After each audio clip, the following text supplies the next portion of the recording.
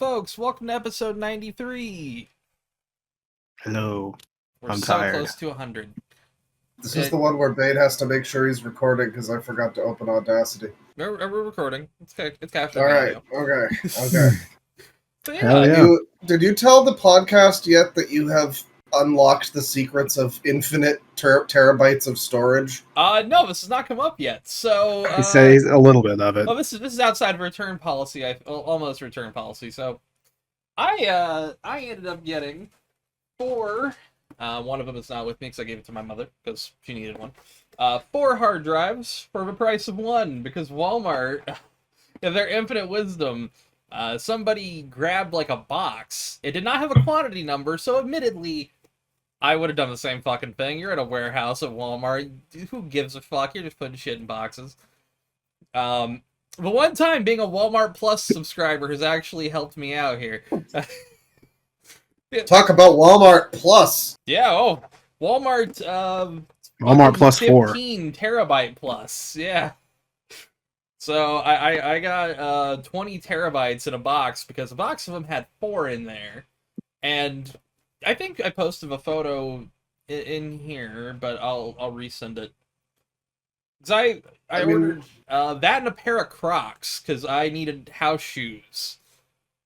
No, look. You know, Bane, I don't say this to you lightly. Kill yourself. Fuck Crocs. off. Okay, look. I feel like you would get a more comfortable house shoe if you just got here's the thing. slippers. Well, simultaneously, like, it's a shoe that I could go and drive with. Because if you ever try driving, You can drive with slippers. Can you go Just out gotta of get the one house with a good with grip. Crocs on? Isn't it legal to shoot people who wear them? Holy shit. It probably Only in should be. Florida. Look, That's it because of a legal probably should be. loophole. I am trying to find this. Okay, here's a photo. So I opened the box. I get my shoes out. You know, I'm putting them on. They fit. And then I opened the box inside it. There are 4 for the price of 1. Now that's a great thing for you. I have to ask. Yes. With your knowledge of, like, I know you do a very different thing, but do we figure that the guy who did this is fired at this point? Is he on the street I don't because think he so. accidentally gave you 4 fucking hard drives? See, here's the thing. In a warehouse, possibly, but I also think this is one of those things that it's more the, like, general incompetence of the company of not having opened the box, looked at what side prior, because it was inside a box that shipped from Seagate to Walmart. That's the thing. Like, it was a box inside of a box. The bigger box had this and the Crocs. It's Seagate's fault? I guess it would be Walmart's fault. They probably just needed to... But it's also kind of Seagate's fault for not listing the quantity of the item inside the box. So, in reality, somebody at Seagate, if you're listening, fire that guy. Yeah. I hope someone gets fired for this blunder that has benefited Bane tremendously. Oh yeah.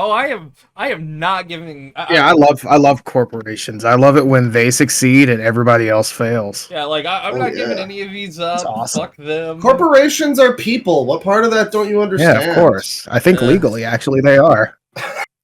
Jesus I wouldn't Christ. doubt it. But I will give a quick review to the Seagate people of their hard drive. It's pretty nice. It's very slim. In fact, fuck it. Let's have an unboxing. I can do it. Oh my god. Yay! Unboxing video. I don't know how you haven't unboxed them all already. I'd have them all set up and downloading every porn website in its entirety. You know what I don't even need it. Dude, you know Who what downloads Dude by porn? Lark and Love again. Again. I'll be fully honest. I transferred every single fucking game I have on Steam.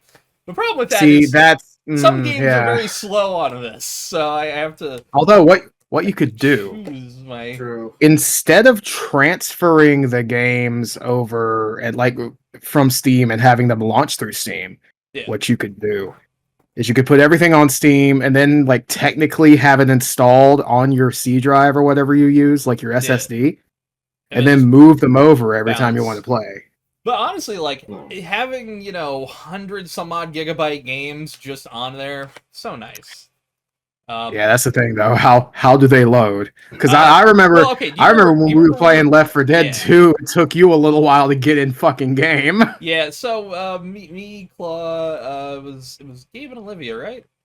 Yeah, it was me, you gaming a little bit. Oh, yeah, I was having back problems. We gotta play with you at some point. We cannot fucking spoil that fucking. I have to update my mods. I figured out.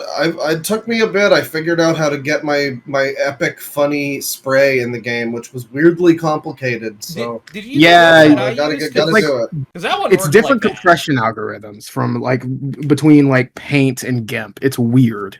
The one that JPEG I did, compression. the website that I found though, like it worked. Yeah, it gives you like a TFS file. Well, like it gives you the option for 2, and I don't remember which one worked. I just downloaded them both, and only one of them showed up in the file manager, and I'm like, I'm never gonna know which one that is. It's probably TFS because that's the default, but you can choose it to be a bitmap. But yeah, it comes with a. If you remember, there was a while Samsung was trying to use this one on their phones, but like the weird USB 3 dongle thing. This one, it's kind of like micro. Oh yeah. It's like Micro Plus. Yeah, that one of those things. Micro with a tuner.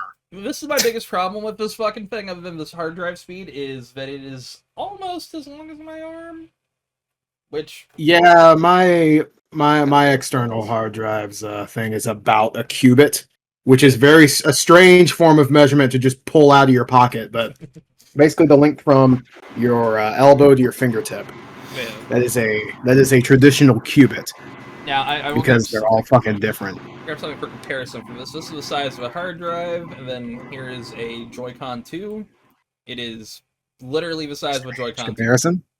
Well, it's the closest thing, so it's about like 7 inches, you know? Not something to scoff at, ladies. Just saying. But yeah, no, I for $100 some odd bucks, which is what I paid, and then I, buy one, get free. Yeah, 15 fucking terabytes free. It's very hard to complain. That's fair. That's my one. Hey, I got good news. This feels like the type of thing that you wind up getting in like a Microsoft refund scam for, where it's like, we sent you too much of thing, and now you have to send us back $3,000 in gift cards. Yeah. Okay, so I told one of my coworkers about this, and I said to her, I was like, honestly, what I should do is take one of these in and refund it. And she got a really horrified look, and I'm like, I'm not going to actually do that. But no, of course not. No. What are you talking about? Why would you do that? Yeah. But you let the mask slip around your coworkers, they find out that you've got schemes. I can't bring it over because the cord's so short, but I just ejected my external and it has the same type of deal. Hey, it's some bullshit, like not proprietary, but proprietary enough to hate it kind of thing. It's almost like lightning, but not quite as annoying. It is better than lightning, I will say that. At least it runs at speeds so it's not like utterly dull. Lightning was weird because it was simultaneously really cool. It was really cool at first because it was reversible. It was the only thing that was reversible at that time. USB-C was slowly coming, but it was nowhere near, like not even close by the time lightning started. But immediately it's like, oh, it's USB 2 and like the slow ass end of USB-C 2. Oh no. It's dog shit. It's one of the worst, like, it's better than some of like the proprietary shit back in the day. Do you remember like all the weird like all the old flip phones would have like a different connector? None of them had the same connector at all. Yep. No, that was always cool. It was cool aesthetically. But if you ever lost it, or it ever broke, or anything, that's a nightmare. Because you could find them sometimes, but you had to pay out the ass, or you had to find, like, a refurbished one. Yeah, proprietary shit as hell. Yep. Speaking of external hard drives, I beautified my Doctor Who folder the other day. Holy shit. Well, a week ago or something like that. That is pretty sick. All these cool fucking custom ass folders. It's nice. Pretty nice. Yeah. Admittedly, I've never thought about doing custom folders. I'm an absolute fiend for customization. I hate Windows folders so much that I try to not look at them as much as possible. That's fair. Also, my shit's all really zoomed out too, so I can kind of see like everything. I gotta continue. I want season 6. Hell yeah! Almost done with the second Doctor's run. My man's about to watch every Doctor Who classic episode. There's like 4,000 episodes. You say about to. I am not really that far into it. You're 6 seasons in. I mean, to be fair, there were a lot more episodes in the first 6 seasons, so I'm probably like a fourth of the way done. Max. Yeah. I remember, like, before I knew that it was like shorter and everything back then, I remember seeing some of the like episode lists for, First Doctor or whatever. Yeah. And it's like, what is it, like 50 episodes in a season or something? I'll take a look. Let's go with let's go with season 1. Oh, hang on. I do like the fact that you've got your folders beautified. It's inspiring me. I might want to do something like that. I finally got, like PCSX2 and DuckStation. I've got all the covers downloaded for everything. Nice. So it's kind of similar to that. It's like, you know what? I'm starting to appreciate not just having like a text list and having to be like, which one was that? And I download them based on the cool cover they have or something. And it's like, I don't remember the name. I just remember it had like a cool guy punching someone on the cover. Oh, for me, it's like, I have to look for the 133X download. If it's on my PC, it's type that in and then kind of look by the file name. My my reaction images folder. Oh god, my reaction images folder that I had since back in the day on 4chan. It's all fucking 4chan file names. It's all 4chan file names, and I have to go through it and be like, I'm pretty sure this one is around the neighborhood of these ones. Yeah. Like, I know that my Spider-Man memes from, like, 2008 are at the very beginning. And then my, the John Cena gif, are you sure about that? Is somewhere in the 2012, 2015 era. Yeah, all my Costanzas are around 2011 or 12, Oh, Costanzas have their own folder. That's what you gotta do for that. I've started separating them into emotion for, like, when I'm editing a video, and I can be like, okay, I need a good image of, like, some reaction to something funny, and then I have funny folder or whatever, Yeah. Loud equals funny, everybody. Hey, that's fine. Yes. Yeah, by the way, that's Deadwing Dork. Hello. That's Tristan. Hi. And I'm Bane. We got into this one effectively an hour earlier than we did last episode, so it's pretty good.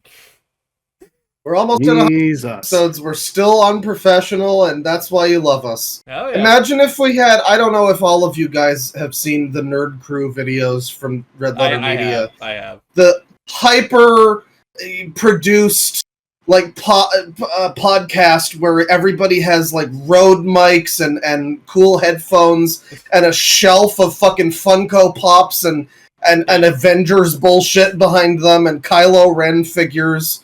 Imagine if we were that produced, then we still had nothing to say. See, here's the thing: we would do that, but it would be like instead of like Marvel Funko, it would be like a Naked Snake action figure, and then Doctor Who. I don't know if they make anything Call of Duty anymore, so I can't put that.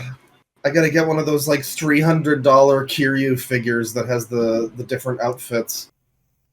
I considered that a couple years ago, but... That would actually be sick. There are some of those... I've got the fucking Leon Kennedy Resident Evil 2 statue over there. That's pretty nice. It's on a shelf. I'm not grabbing that shit, but it's one of the few things I have that's like a collector statue. I had to get an update for us. I've tallied them up. I compared Season 1 versus Season 7, which is the first one where you see like a real massive reduction in episode numbers. Yeah. Season 7 has 4 stories. A 4-parter, a 6-parter, and 2 7-parters. Adding up to 24 episodes. Okay. That's like your normal classic network TV number of episodes. Yeah. Yes. Like US network. Pre-2016 US network shows, yes. Season 1 has 8 stories. 2 4-parters, a 2-parter, 3 6-parters and 2 7-parters, adding up to 41 episodes. That's a lot. That's a lot. Quite a lot. I mean, that was more the era when they were, I guess, coming out kind of. It was like weekly for like most of the year, I guess.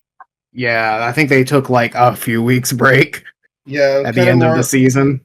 More like a Coronation Street or something, I guess. I assume that's not daily, because you probably would have been like not weekly. Daily. Yeah. It would have been every Saturday. Well, what do you think about that episode number, ReactBot? Dude's going goblin mode. Real. Yeah. He really has. In fact, William Hartnell was the first to ever use the phrase goblin mode. Ooh. Don't you know? Damn. He pointed at the camera and said, "Dude's going goblin mode." That's true. Great.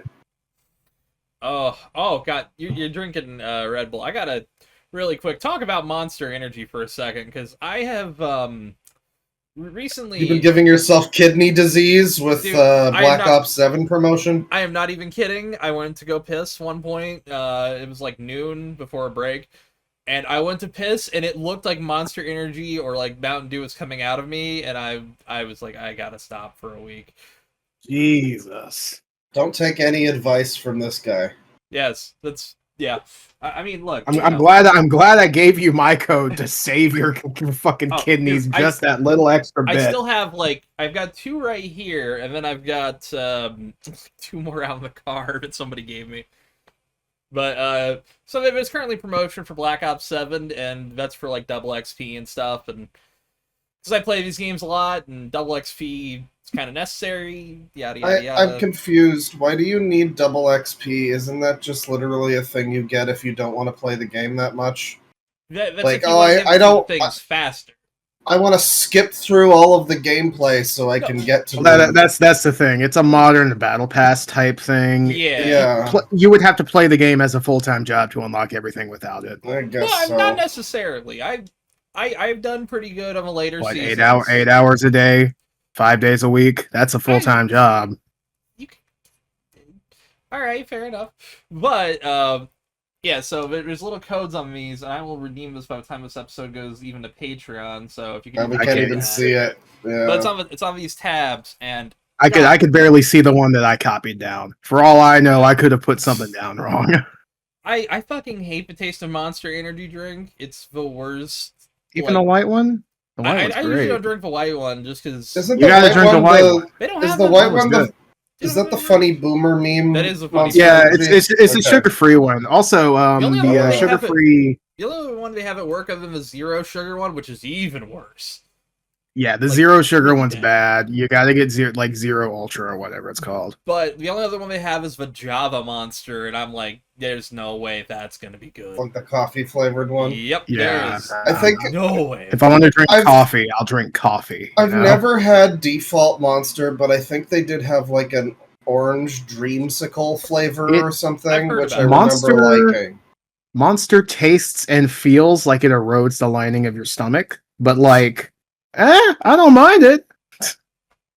I mean, but the zero sugar ones, the good ones, the ones with like the embossed can and their cool colors, which those aren't carbonated.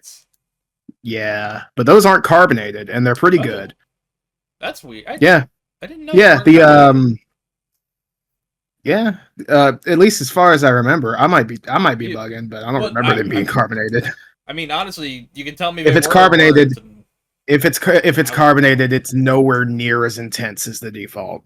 Yeah, but I just tried a bit of the Red Bull here, and I don't know if it's that. I think it might be a little bit carbonated, but I've never noticed it before you mentioned it.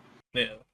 But I really recommend the white one and the purple one. Those are good. Okay. I've tried the red one. It's all right. Yeah, but the bog standard, it tastes like Mountain Dew when it's really cold. But the warmer it gets, the worse it tastes. The closer it gets to room temperature, the more it tastes like I imagine piss would. I don't really like Mountain Dew under the best of circumstances, usually. The only ones I have are... I like Red Bull for the flavor. I know that's insane. People say it... I kind of get it. I remember my mom used to drink it when it first became like a craze around like 2003 or something, and I remember her claiming that it tasted like fucking Tylenol or something. I don't know, man. I don't know, like acetaminophen, I guess, but I like it for the flavor. I like some of the offshoot ones. They have decent flavors too. The only other one that I've had, one I tried, and that was actually pretty good. There was I don't know, I like the blue one. What the zero? Oh wait, no, you're talking about Red Bull. Yeah, Red Bull. Yeah. That one was pretty good. But I like Rockstar. Like I kind of like the default Rockstar. It's not. It's similar to Red Bull in flavor, but it makes my heart feel like it's going to explode more. Yeah, so, I had an orange Rockstar once, and it kept me up for like a day and a half. Now, see, I regularly, like... To be fair, this was in middle school. There have been times where I will straight up take caffeine pills if I'm dragging ass. Like, I got these things, the ones that taste like Pez. They're pretty nice. I routinely wake you up just enough. 200 milligram fucking caffeine tablets, and I do... Bane. Yeah. Can you give the podcast the same tip you gave me a few days ago when I was having back pain? Oh, yeah. Ice pack? No. The goodies. Goodies powder. Yeah, that's goodies powder, which is supposed to be a headache powder, but it also has caffeine in it. And you suggested doing what with it? Oh, I've said I imagine you could snort it. Like, yeah, don't take any advice this guy has. Don't actually snort it, but like mix it into a drink. It'll taste like ass if you don't get the flavored one, but it fucking works. It's kind of like how you mix in Metamucil. If you do that, it's like. Although if you get the orange flavor one is actually kind of good. It is actually orange flavored stuff. You know, a lot of people. I've come to learn that a lot of people have issues with orange flavored things. Really? And I realized at some point that like most of our fruit flavors are just lies. You ever consider that? Like banana tastes nothing like a real banana. Well, strawberry doesn't.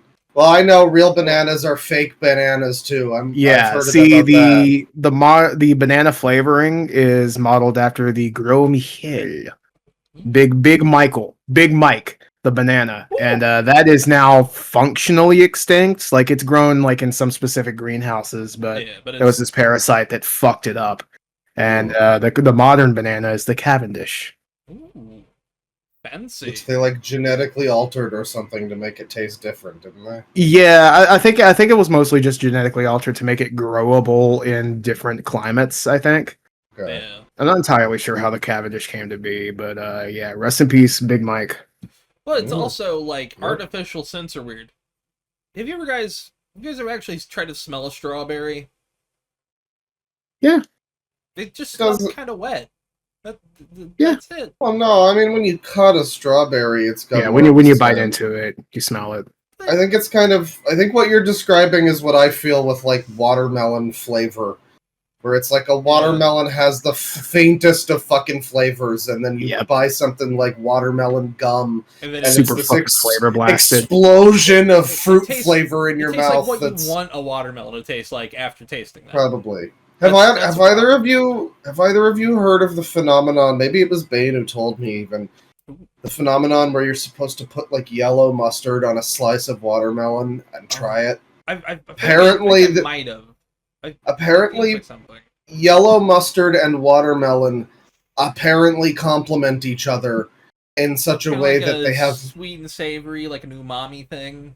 I guess, and it's supposed to have like just a delicious flavor, which you wouldn't expect. I see Tristan's face. That's what I've thought the whole time.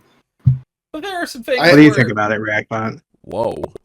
Yeah, I know. Non-committal. You know.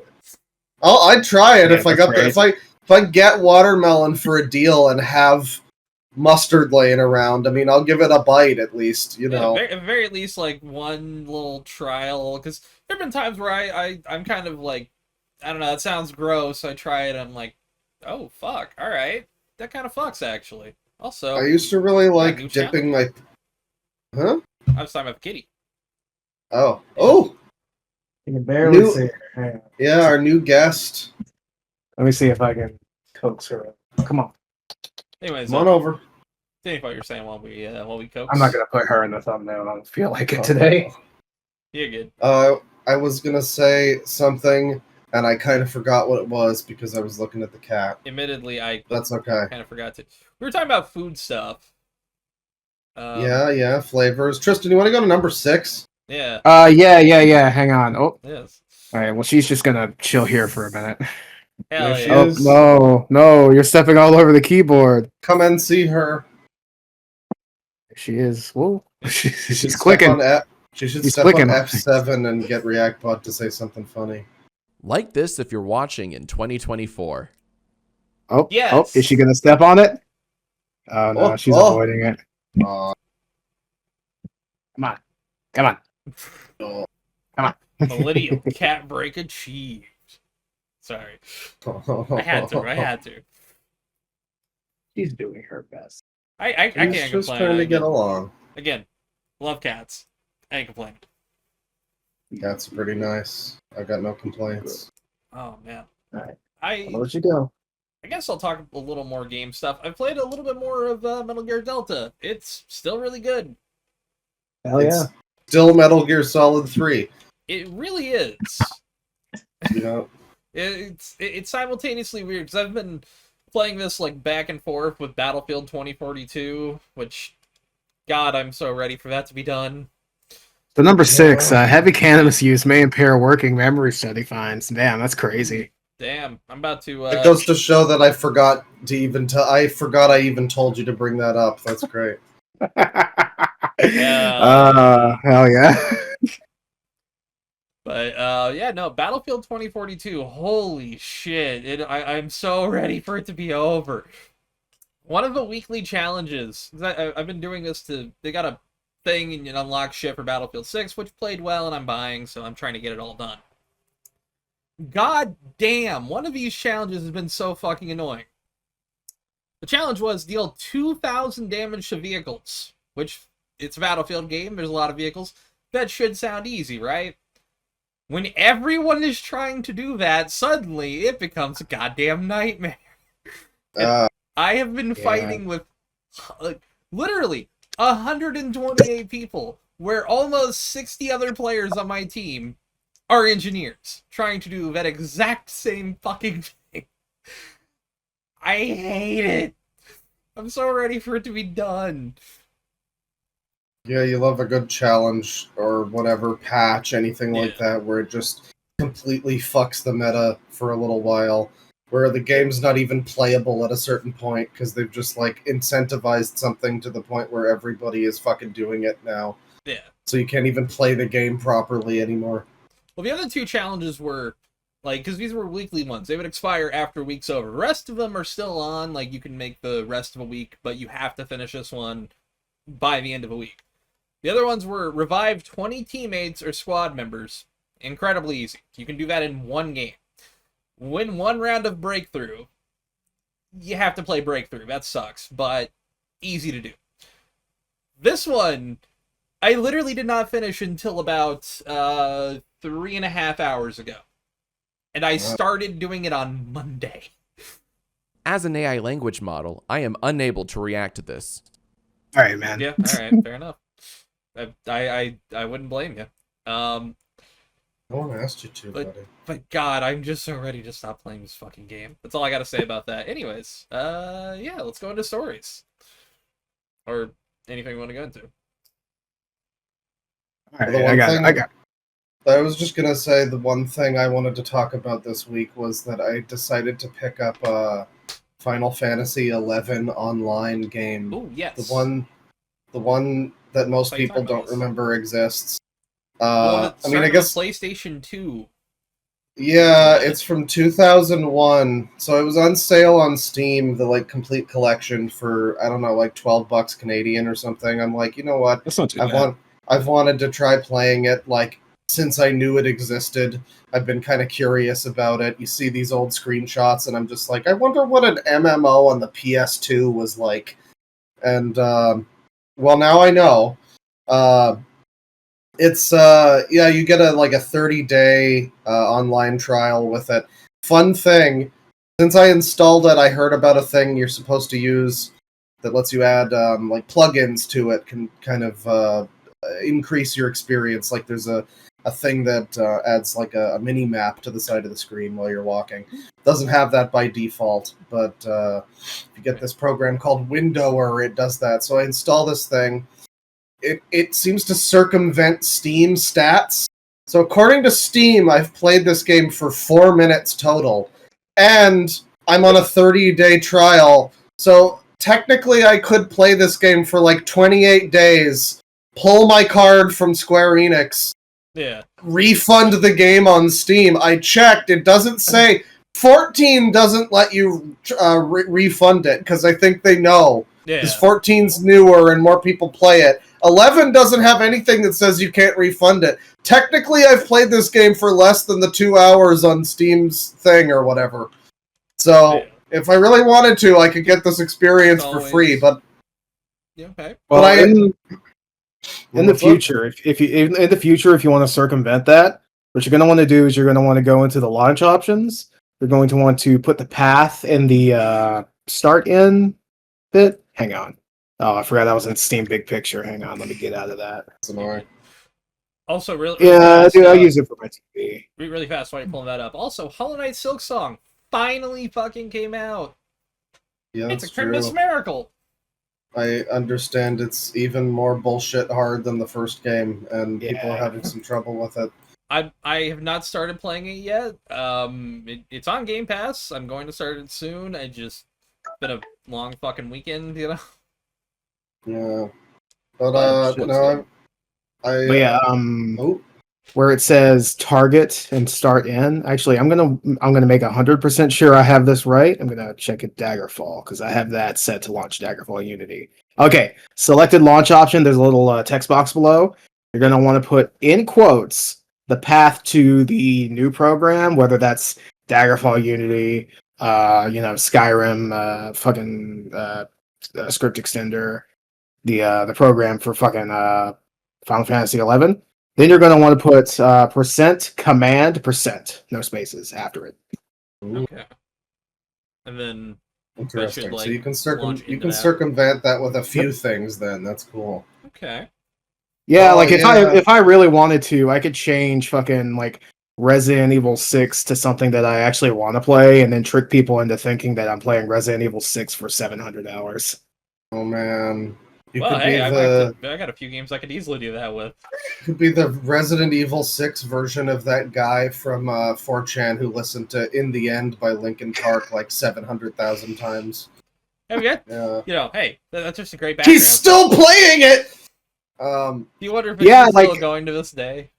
I think he came back, and it was like double the plays at one point. It was, yeah. I had that in a video I did. That's fucking beautiful. So FF11 is, I will say it's probably the best MMO I've ever played. I've tried 14, and I've tried WoW. WoW I didn't get on with at all. I fucking hate playing WoW. I will never touch that shit again. I like RuneScape. Old school RuneScape specifically because nostalgia and I like the world. I've played a little bit of that. I played a bit of that. I can't, not enough to form a judgment on it, but it is cool that it's on your phone. I did. Shame about my screen.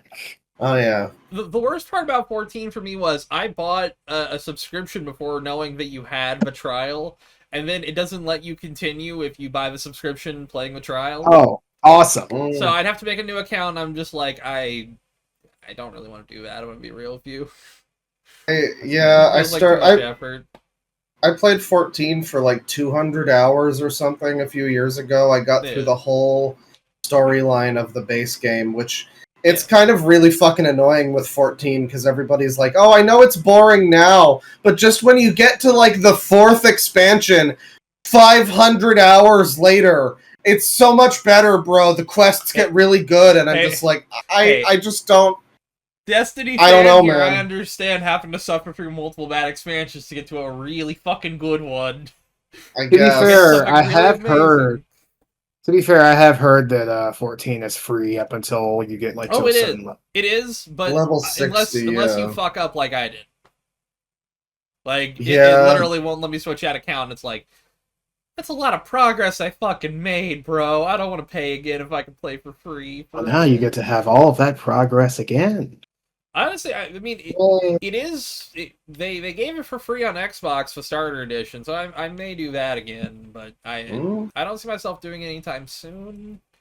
Fair. I might try playing more of 14. I did reinstall it on PS4 or PS5, but it was the 4 version. It's a very weird situation on PS5 because it says that it's currently unavailable, but it's fine. You can still just download it. I don't know what the fucking problem is. Well, anyway, I think they are like discontinuing the PS4 version. More games are starting to do that, but I think it's gonna be a while. But then you have to specifically download the upgrade pack for the PS5, which is free. It's just confusing. But the whole thing is kind of... Things are confusing, honestly. The whole thing is kind of confusing. For 14, I don't know. Like, yeah, when I say I like 11, it's a lot more simple. It doesn't have so many fucking menus. You can just kind of fuck around. Well, it's more refined. They haven't, like... I guess, I mean... Compared to 4 or 14. Well, no, I mean, like, 14... Well, 14 has more, you know what I mean. Yeah, when you get into 14, there's, like, so many fucking menus and just shit all over the screen. There's, like, a quest tracker on the side and a chat and a bunch of shit, and if you're playing certain classes, you might have, like, a fucking extra little thing hanging by the mini-map that just, like, keeps track of your fucking chakra charges or whatever the fuck. And I don't know. I mean, I don't know if you have a lot of that with 11. I've been playing as a thief. Seems pretty simple. You don't have a lot of that shit. It's a lot more streamlined. It's just kind of like a few menus. If anything, there needs to be more menus that it doesn't have. There's definitely some older, you know, some sore points about it. But some for the most part, like, yeah, they could have, you know. They didn't really I can't believe they didn't realize that. Exactly. I mean, the biggest one is just getting into the fucking game. You have to use this horrible 2001 Play Online launcher, which is like... I've not thought about Play Online in years, bro. It literally looks like something from... Like, I can imagine it just being the service that you use to get into it on the PlayStation 2, and I don't know if it is. It was. But, it looks... Might have been. It looks that bad. Yeah, and it's really, really hard to get in. You need to, like, 2 different fucking accounts, and you have to, like, link them for some reason, and you have to look up, like, a Reddit thread to tell you how to actually fucking do this shit, because it's very... Use your Square Enix password and not your Final Fantasy Play Online password, and make sure you connect your Play Online password to your Square Enix password, and use this code and go on the website to... Have you had to download the Authenticator app yet?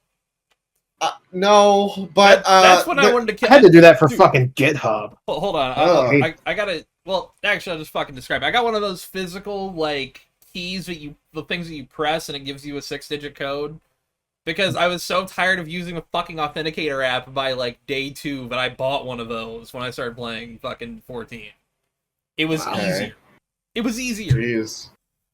Yeah, it's very annoying to get into the fucking game for the first time, and even after that, you can hit remember password or automatically log me in every time.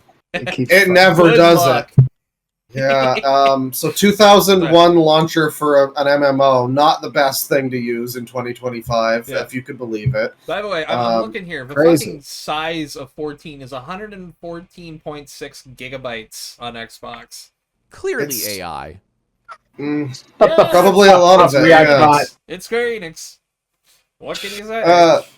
Yeah, well, 11 was like a tenth of that, I think, on Steam. I can't. But then when you actually load into it and you're doing your first time setup, it has to fucking download like another, I don't know, 5 gigabytes or 10 gigabytes or something. It took me 2 extra hours when I thought I had finished installing it and got in. It's like, all right, now we're updating, and I'm like, this is a game that hasn't been updated since 2016. What do you mean updating? I just downloaded this. There is no chance in hell this needs an update. What the fuck?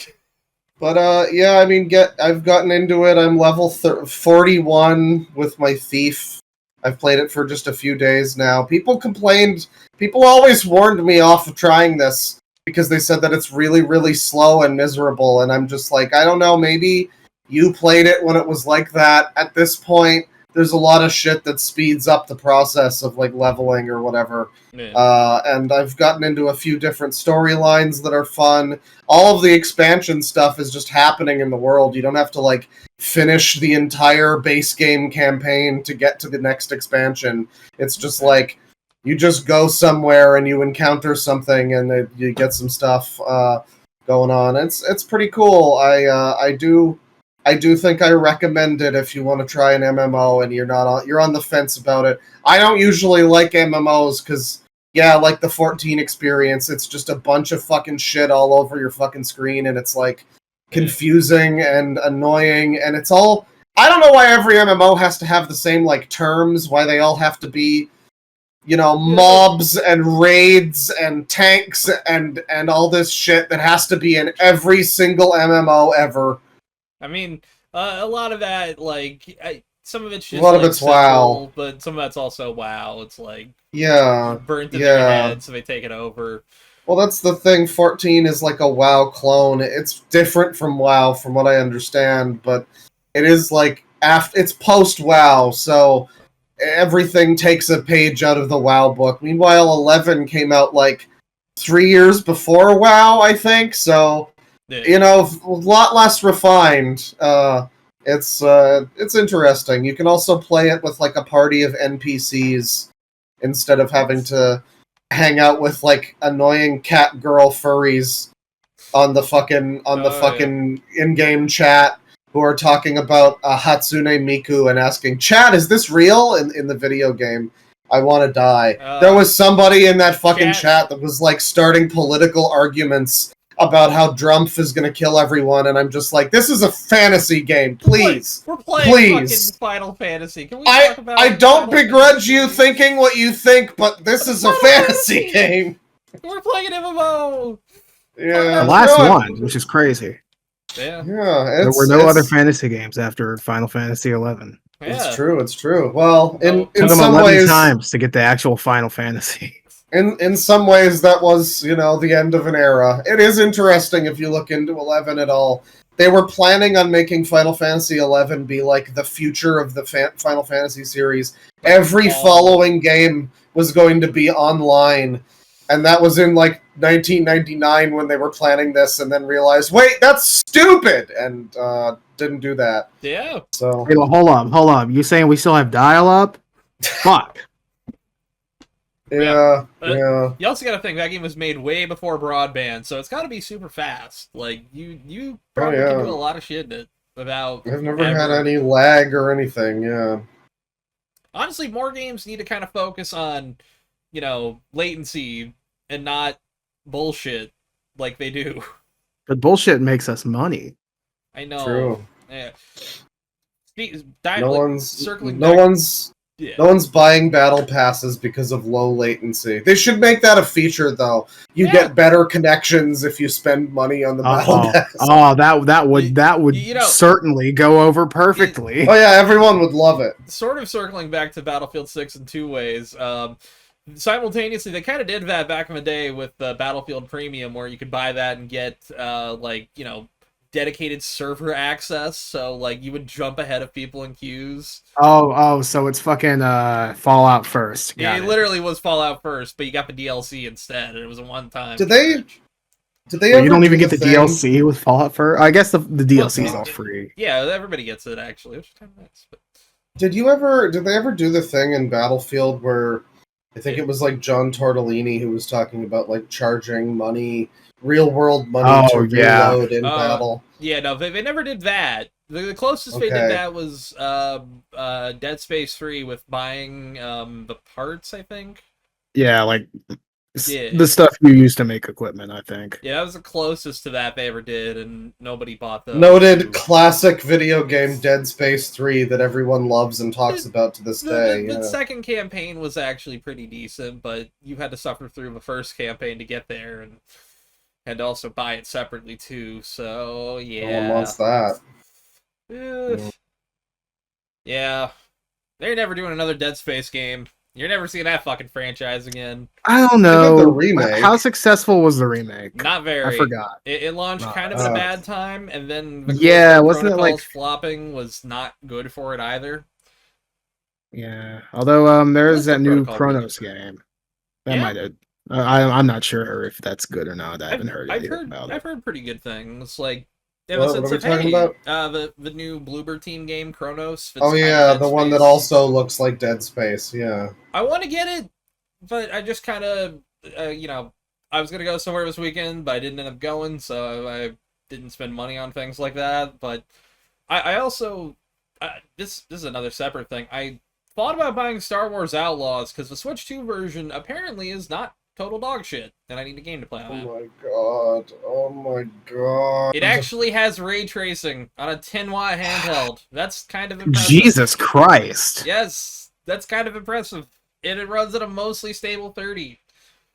I was actually shocked. Mostly stable 30 on your Switch 2 device that you didn't need. Well, on a handheld to play a shitty Star Wars Ubisoft game. This is about as peak slop consumer as you could possibly be. I hope you realize. This next one is gonna break your brain. Shut the fuck up. My brain is already broken. It comes with a DLC for $50. I'm only like kind of like cautiously curious about it.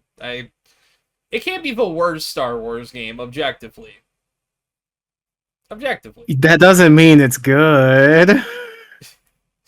I mean, I am curious. They built it's like a lot of open. Ubisoft hasn't made a good game since Black Flag.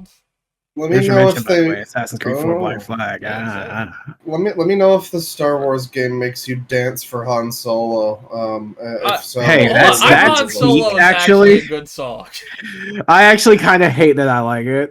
My favorite thing was somebody edited the Solo trailer, and it's like, if they had actually done that, I would have seen that movie in the fucking theaters. Honestly, it's a good movie. It's just, it came fucking 4 months after the last one. I still have not seen it, honestly. That's another thing.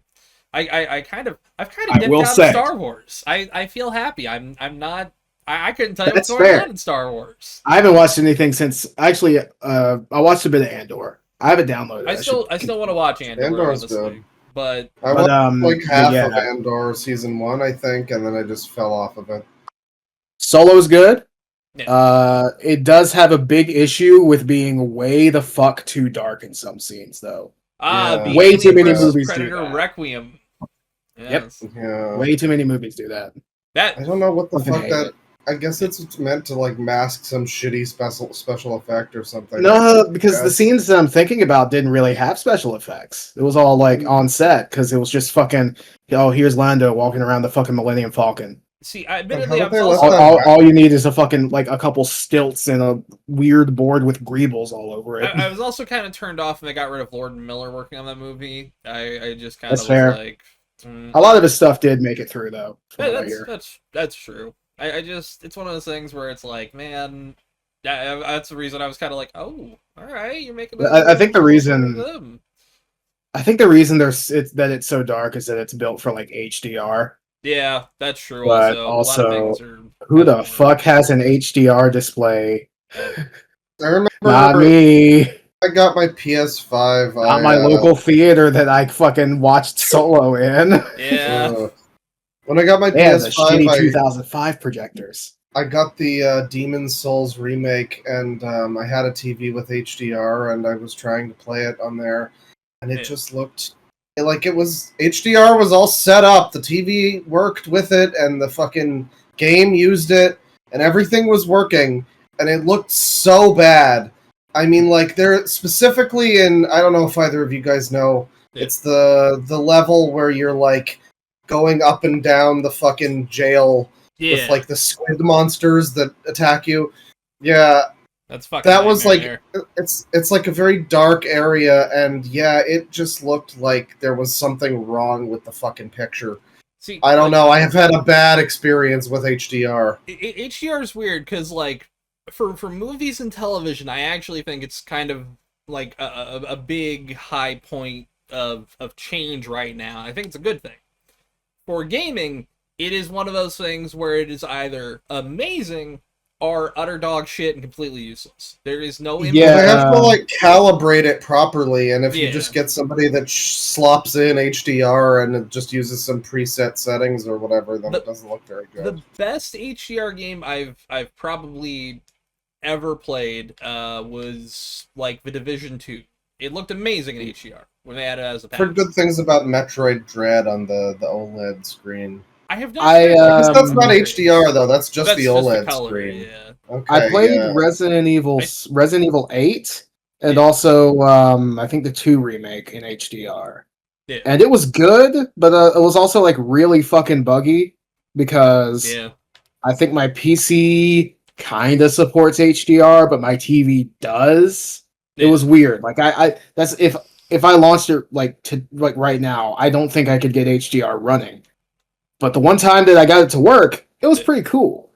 I have heard good things about the new Gears of War remaster in HDR. I haven't seen. Oh yeah, Gears of War is on fucking PlayStation now. Yeah, insane. Well, it's weird. It's kind of like the Armistice was the 2 bug-related games. Fucking Helldivers went to Xbox and Gears went to PlayStation.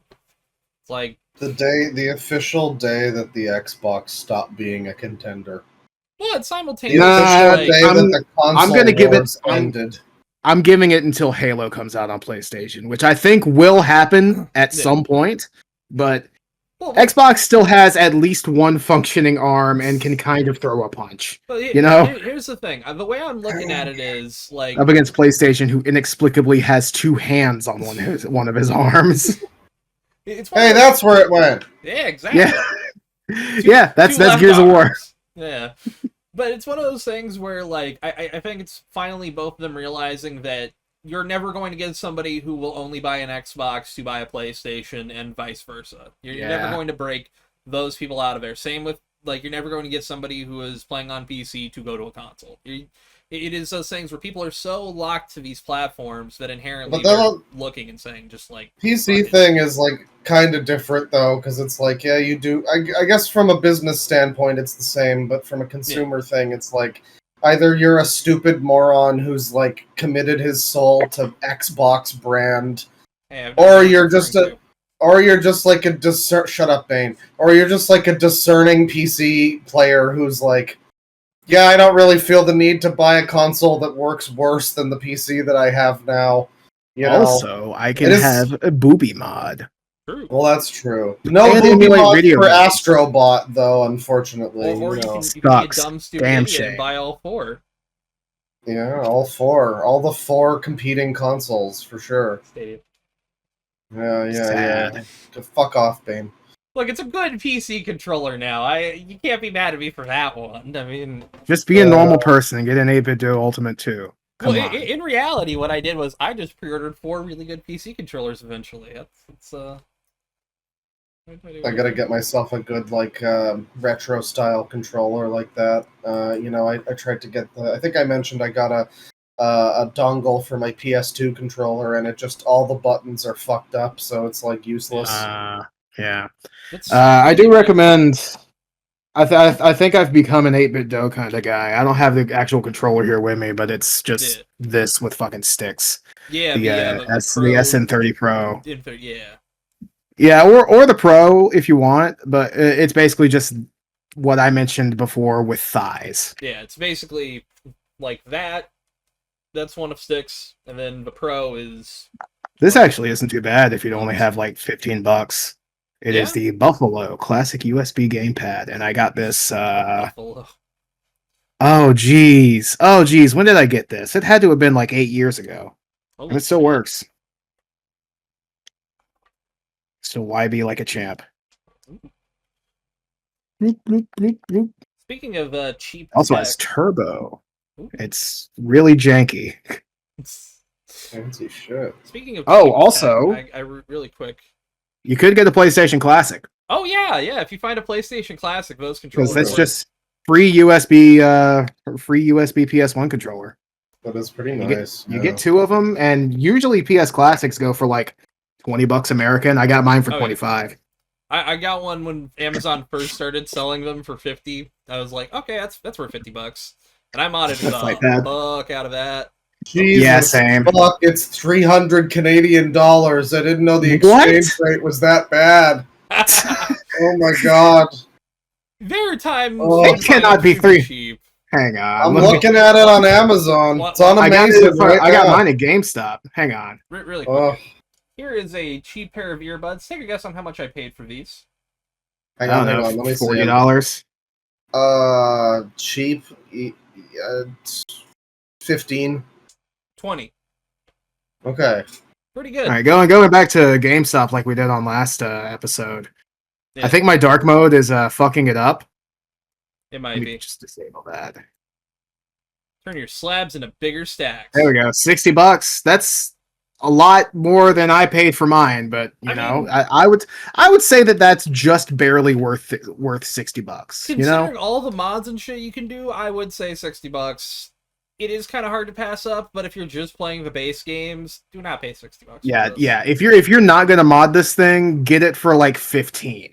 Yeah. Because the inbuilt emulator fucking sucks, but you can put fucking like RetroArch on it. You can get a better inbuilt emulator. Can't it you can do all sorts of stuff. Dreamcast and shit, like. I don't think so, but I think I can emulate N64. Okay. I think it can do that. I mean, it's a nice little thing. I don't see any price that's approaching that good. You're like gaslighting me at this point because I'm not gaslighting you. I can send you the link. God damn, it's right there. ReactBot, do you see it? Bro really wants us to think he's funny. Shut the fuck up, ReactBot. Yeah, that's the podcast, ReactBot. Where do you think you are? Called out by ReactBot 3 different people. Sad. Bye. Yeah, like there's one here that's $26.99 Canadian plus $12.31 shipping. It's the console. It's the console, one controller, no cables, 4 parts. Oh, okay. The 4 parts part is bad, but the thing doesn't. Well, this version doesn't have the power supply or cable either, so it's just the controllers. Wait, did it? No, it didn't. I don't think. Well, it uses micro USB, so you can find one pretty cheap. Yeah, it's a shame. I mean, my fucking NES uses the same thing. I just got like a pack of like 3 really long like braided micro USB cables, honestly, and I'm not using one. There's one over there. I just want to desolder the fucking micro USB and just put it in USB-C, or just a hard wire, just a hard fucking wire to the outlet. But Claw, what type of plug do y'all use over there? What do you mean? It's the same. I can look it up. It's the same wattage. It's the same wattage and everything. Yeah, I think I'm pretty sure. Same with Mexico. It's all NTSC. I'm gonna make absolutely sure. Oh yeah, then just fucking Actually, what you could do is you could get one of us to get one of these. I might send you my old one because I haven't plugged mine in like a year, and I got a bunch of shit on it. So yeah, I mean, I would accept it. I just think it's ridiculous that, for one thing, EB Games website. Okay, weird thing. I live near a GameStop, and it's called GameStop. It's not called EB Games, but that's what our GameStop is called, I guess. So we don't have GameStop.ca, but we have EBGames.ca. Very confusing. We don't have a retro section. We don't have a retro section, and we don't have any PlayStation classics on the fucking EB Games thing. Damn. And if I want to get one new, it's like $300. I don't understand why it's so much fucking cheaper for you guys. That's a pre-owned copy. What's in that? I guess. It's literally just I think it's a fake door, but you can try. Yeah, I'm gonna look. Right. Fake door, real fake doors. Real fake doors. Because that was where the serial port was on the original models, if you remember that. Dude, if you had one of the ones that had the old like red, white, and yellow, that still sells for a fuck ton of money. Because people use that to DJ back in the day, and I'm not kidding. Ooh, seriously? Yeah, because the PlayStation 1 was actually an incredibly great CD player. That's really true. Was. So what's the door? That is a fake door. Is there fake doors? No. Damn. I don't like how tiny that actually is. It's unsettling. It's really I like it. The thing is, like, the PlayStation Classic was so cool in some aspects, and then so, like, fucking stupid for Sony to do it. Why am I? It's honestly really cool. That's a good question. It's honestly so cool just to have like a little itty bitty model PS1. Yeah. Although the thing is, if you're gonna want to play on this thing, I would recommend a long HDMI cable and a long this thing, micro USB, because you got to have your hand on the reset. You got to have your hand on the reset. Yeah, I'll send back. If you ever want to stop playing a game. Well, that and also show how long the fucking cable for the controller is, because it's short. I think it's too short for what it is. Yeah. It does sound kind of annoying. Yeah.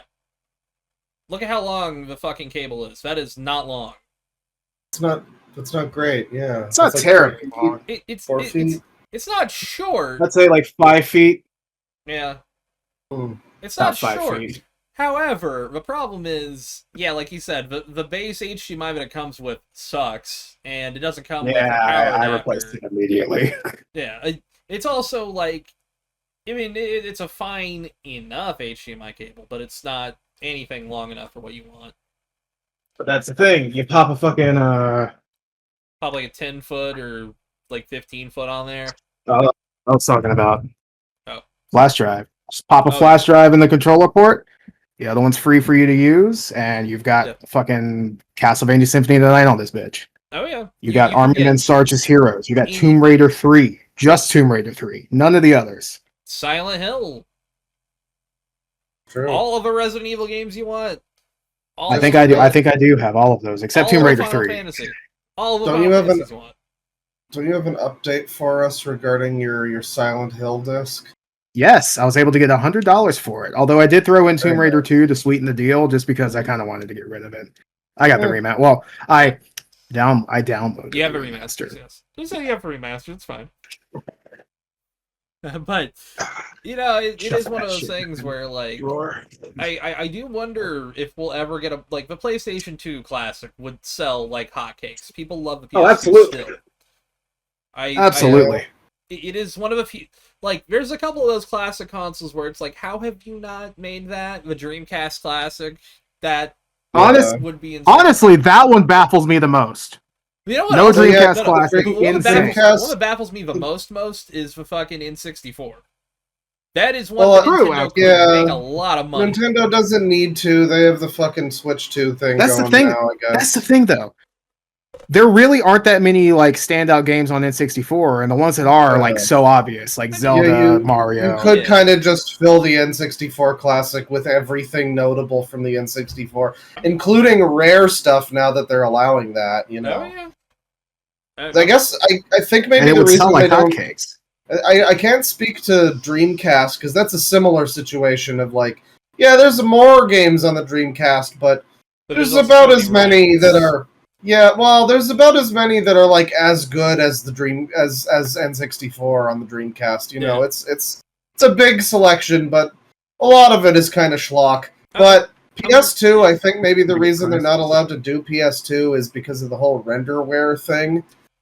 Oh yeah, middleware shit. They have to pay shit. a lot of money to EA, but well, yeah, they don't want to do that, which is why every game that was on renderware is conspicuously getting remakes now. I mean, slowly. It's like we could just let people play Destroy All Humans 2, but we have to tell them a new version of Destroy All Humans 2. Also, whoa, this is weird seeing Adam White. Oh yeah, it is. Hang on. Jeez. But I'm looking at what they have on the Switch app, and some of these are like, you know, stuff you would obviously put on there, like Super Mario 64, Star Fox, Mario Kart. Ocarina, Mario Tennis. Yeah, you're gonna have Earthworm Jim 3D on there. God damn it! Yeah. I thought I was checking to see if they have it on here because I'm like, oh shit, they do. No, of course because that's the thing. This Nintendo 64 is one of the most rigidly like these are the good games and these are everything else. Yeah, and it's like if you happen to like Bomberman Hero, like fucking don't worry about that ever being on an N64 Classic. They have some bad games on here, but honestly, like Iggy's Wrecking Balls. Why is that on here? Yeah. Regardless of how I feel about it, if Nintendo did make an N64 Classic, both of the Castlevania 64 games are going to be on there. They should. Because they're notable. Yeah. Also, I have to download an update for the Mature Games app, which there's only like 3 games on this fucking thing, but... What I want to know is why the hell that's not just like an unlockable thing inside of the base app. ESRB, probably. They still would have to, I guess so, yeah. They would still consider it like M-rated game, so... I get it, but also... It is stupid and clunky. It sucks. Yeah. But also, which means that a few games would not be on this, or we'd have to sell a separate version of it. Then that's the question. Would they sell a separate mature game version of that if they did it? I don't think so. Waste of time and money. I think the highest they would go is T. Plus, the only really mature rated game I can even think of that would be on there is Resident Evil 2. Well, the games on and even here, then, the games on here just get it are on a different fucking system. Shadow Man, Turok 2, Forsaken 64, Turok actually, and then Perfect Dark. Okay, yeah, Perfect Dark 2. Yeah, that works. Cool to have Shadow Man on there. It would be like, I don't think you could have an N64 Classic without Perfect Dark because of just how fucking iconic that game was. Like, fair, that and but you also so big. I don't know if you'd really want to. People were able to put up with Perfect Dark's performance back in the day, but if it wasn't like an updated, fixed version of Perfect Dark that doesn't run at 8 frames a second, I feel like people might have some problems with that. I have an idea. They might. Yeah. I have an idea. You know how the Nintendo 64 had an expansion pack? Oh yeah. A Nintendo 64 mini expansion pack that's just a fucking it would probably be like a proprietary plug, like the the Wii remote thing on the bottom. Hope they would, and I hope they would just use USB-C, honestly. Hopefully, but you just slot it in there. You buy it separately for maybe like $10-$20. Yeah. It would probably have to be proprietary, so you couldn't just buy that and then have your fucking legal copy of Perfect Dark. But to be honest, it would be actually because kind of Nintendo clever. would never actually sell their games. It would actually be clever.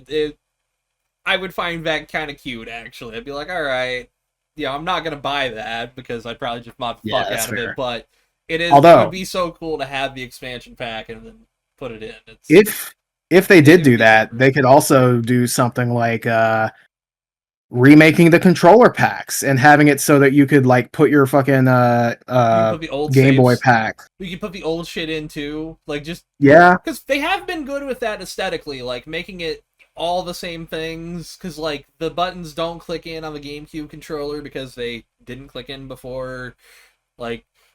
They've kept aesthetically a lot of the same things. I haven't seen if the N64 on the thing has the proper back or if it's just a battery pack. Is probably what it is, but nowadays. But that's the thing. If they did do something like that, they could have it so that you could get that fucking Game Boy pack, and then have a unique thing where you can just play Game Boy games that you have on cartridge on the TV through that. I've realized also you were able to do that with Pokemon Stadium. That's something they haven't done. They should have made a fucking Game Boy not necessarily Game Boy Mini, but a Game Boy with maybe 20 or 30 games built in. That would give me a second. Cat's begging me to go outside. Okay. Well, I'll show you something. We're gonna take a quick break, actually. Okay. Sure, that works. We'll go for about an hour. I gotta piss. Yeah, it'd probably be good if I stood. Break. Now, hey folks, we're back. Hi. I'm actually not down one cat. She's right here.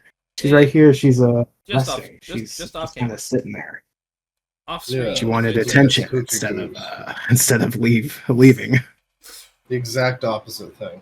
Yes. Yeah, I know. Hey, I get She's it. a weird. She likes attention. There's nothing wrong with that. Yeah, she is a cat. Yeah. Anyways, what they do. Let's start getting into the doc here a little bit. Yeah. Come and we see don't have him. too much Also, today, do Castlevania. We? Yeah, get to the Castlevania survey. You will be. Yeah, you only have so long, by the way, to do the Castlevania survey. We're going to be recording. I think we should probably record a little later this month, depending on how Olivia's feeling Or about early scheduling. next month, yeah, something like that. Yeah, like kind of early, so we're not cutting it fine for like a Halloween release, and then Yeah. inevitably get it out fucking November 2nd. I'll Actually, make what sure to get it out around Halloween. day is Don't worry. Halloween? Halloween is on a Friday, so that's not too bad. That's actually pretty good. Friday the 31st. Yeah. All right, so we got Graham Linehan getting arrested over posts on transgender issues. Yeah. Which I initially read this and I was like, oh, that sucks. Yeah. I mean, the guy sucks, but he shouldn't be arrested over opinions. Yeah, I was gonna say out. I should be the one that's like the counter opinion or whatever, the contrarian, but I did see one of the posts he made that was we'll get into that because I learned there's a point though where it's like, it is the fire in a crowded theater. If you know you're breaking that, it's as stupid as it is. There comes a point where it's like it's an own goal. Like I don't really one thing that I will say that's not so much to his defense or anything, but there's a lot of really bad things going on in the UK, and this is probably the least of their fucking problems right now. The fact that they tracked him down at an airport and strip searched him allegedly is pretty insane. Sad. Yeah, possibly. He claims he had like severe anxiety, and so that's why he kissed that guy's wife. I can't believe we didn't talk about that. I kind of forgot about that, honestly. You're not joking? That's a thing that happened? Okay. No, not Graham Linehan. It was Pedro Pascal, schmoozing up Willem Dafoe's wife, wasn't it? I think so. And then his excuse for that was, I have anxiety. That is going to be the excuse next time I. God, I wish I could say that with a straight face. I wish I could use that excuse. Oh my God. I'm sorry, it was just locker room talk. I have anxiety. No, like that. Let me tell you something. I have the best anxiety. It keeps me from talking to women. It gets me out of so much trouble. Although it's really sad, there was a cute girl at the video game store the other day. She was very nice, very cool. Kind of fucking rules. She gave me $100 for Silent Hill, and I didn't get her number. Damn shame. I was so close. Yeah, you were so close. I was so close to it too because basically she had to contact her boss to get a fucking verification on the price that I was asking for, but we kind of wanted to get the fuck out of there. So I was like, listen, hey, we're going to head out. Just text me if you get a response. And my friend forgot his vape in the store. We got back there just in time to avoid the text. Oh. Foiled again. Fumbled bag. Sorry, yeah, man. You gotta find some reason to go back in there. I mean, eventually I'll find something else to sell. Yeah. Eventually my standards will lower enough to where I'm thinking, the Doctor 50. No. I don't know how low your standards are going here, brother. Their DVD selection was anemic. The only thing of interest that I found was this. Oh, Yakuza weapon with the fucking Yakuza font. Let's go. They had to have known. It is oh wait, no, but no. It's the exact font, but the weapon. It's on fonts on weapon. And on the directed by. Yeah. God damn it! I'm dumb. I looked at Yakuza and I was like, Tristan's dead. Back. Yep. Am I back? You're almost back. You're back. Hey, am I back? What happened? Hey. Funny microphone disconnected. I'm not sure what's up with that. I should probably move this candle away from the whatever. What was that? What were you gonna say? Oh, nothing. I for some reason I was just gonna move this candle away. I'm a little high. What's funny? Yes. Number 6. Yeah. Jigger my thing. I said J with a J. Yep. But anyway, I think as I was saying, I think the weapon is a bit edited. Yeah, like that A is the same, but the N is a bit different. The O is like a a bullet hole. Yeah. I think the W has this extra. The directed by text. Holy shit! It's the directed by text is just the font. I mean, it is a licensed font. It's Edo SZ. Yeah. But still, it's like at this point, I literally can't connect with anything other than Yakuza. It's like Oh, Yeah, the it looks it looks like a really stupid bad movie. The issue is I don't really feel like watching it, or else I would have gotten it. But sadly, they didn't have Doctor Who DVDs, and their selection was kind of anemic. But what I was going to say is, did they have any Father Ted though?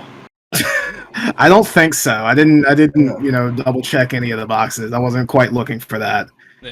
Although, I think my copy of it's either An Unearthly Child or The Daleks has a sketch with Graham Linehan in it.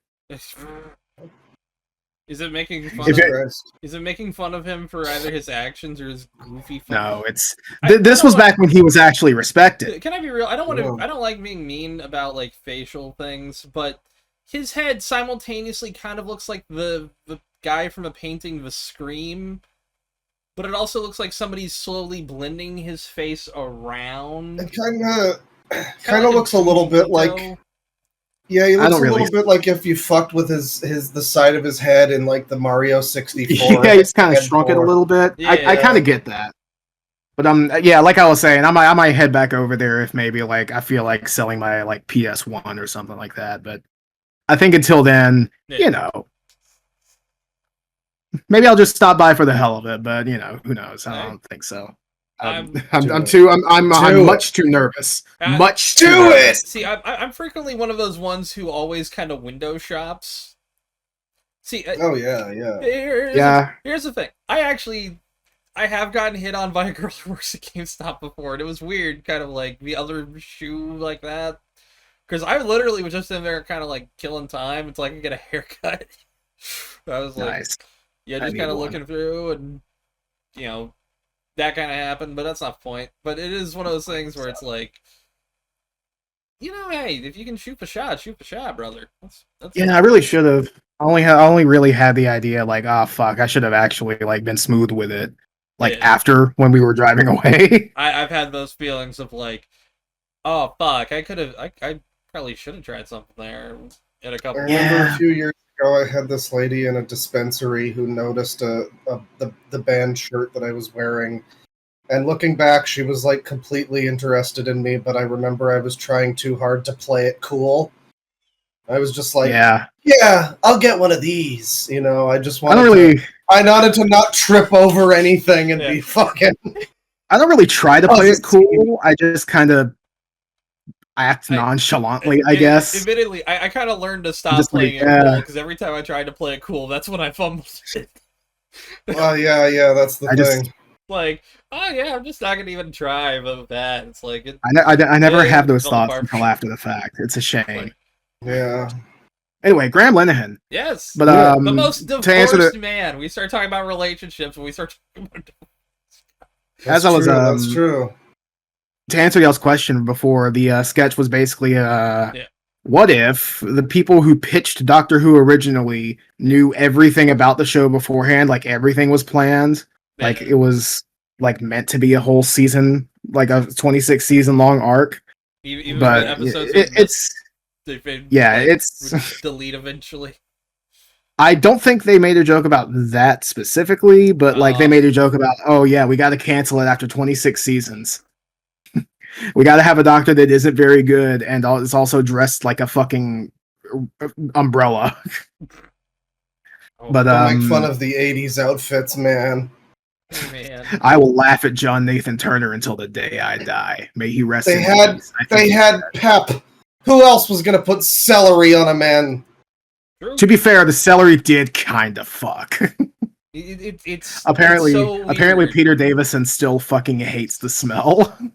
I can imagine. That wasn't a prosthetic. It was a real fucking. No, it was real. It was a real celery. That's dumb. They could have made that out of something. Yeah. Probably. Oh, but then it wouldn't be real. It wouldn't be as cheap as just putting a bit of celery there. You think it'd be cheaper? You'd have to keep buying more celery after a while. But celery's cheap. Even nowadays, celery's cheap. But even then, that money adds up, brother. Trust me. Like, this is the kind of cultural shit that leads to Graham Linehan existing. True. So you don't get that out of American culture. American culture is incredibly empty and vapid and depressing, and we're not gonna do a fucking celery on your shirt. Fuck you. That's my take.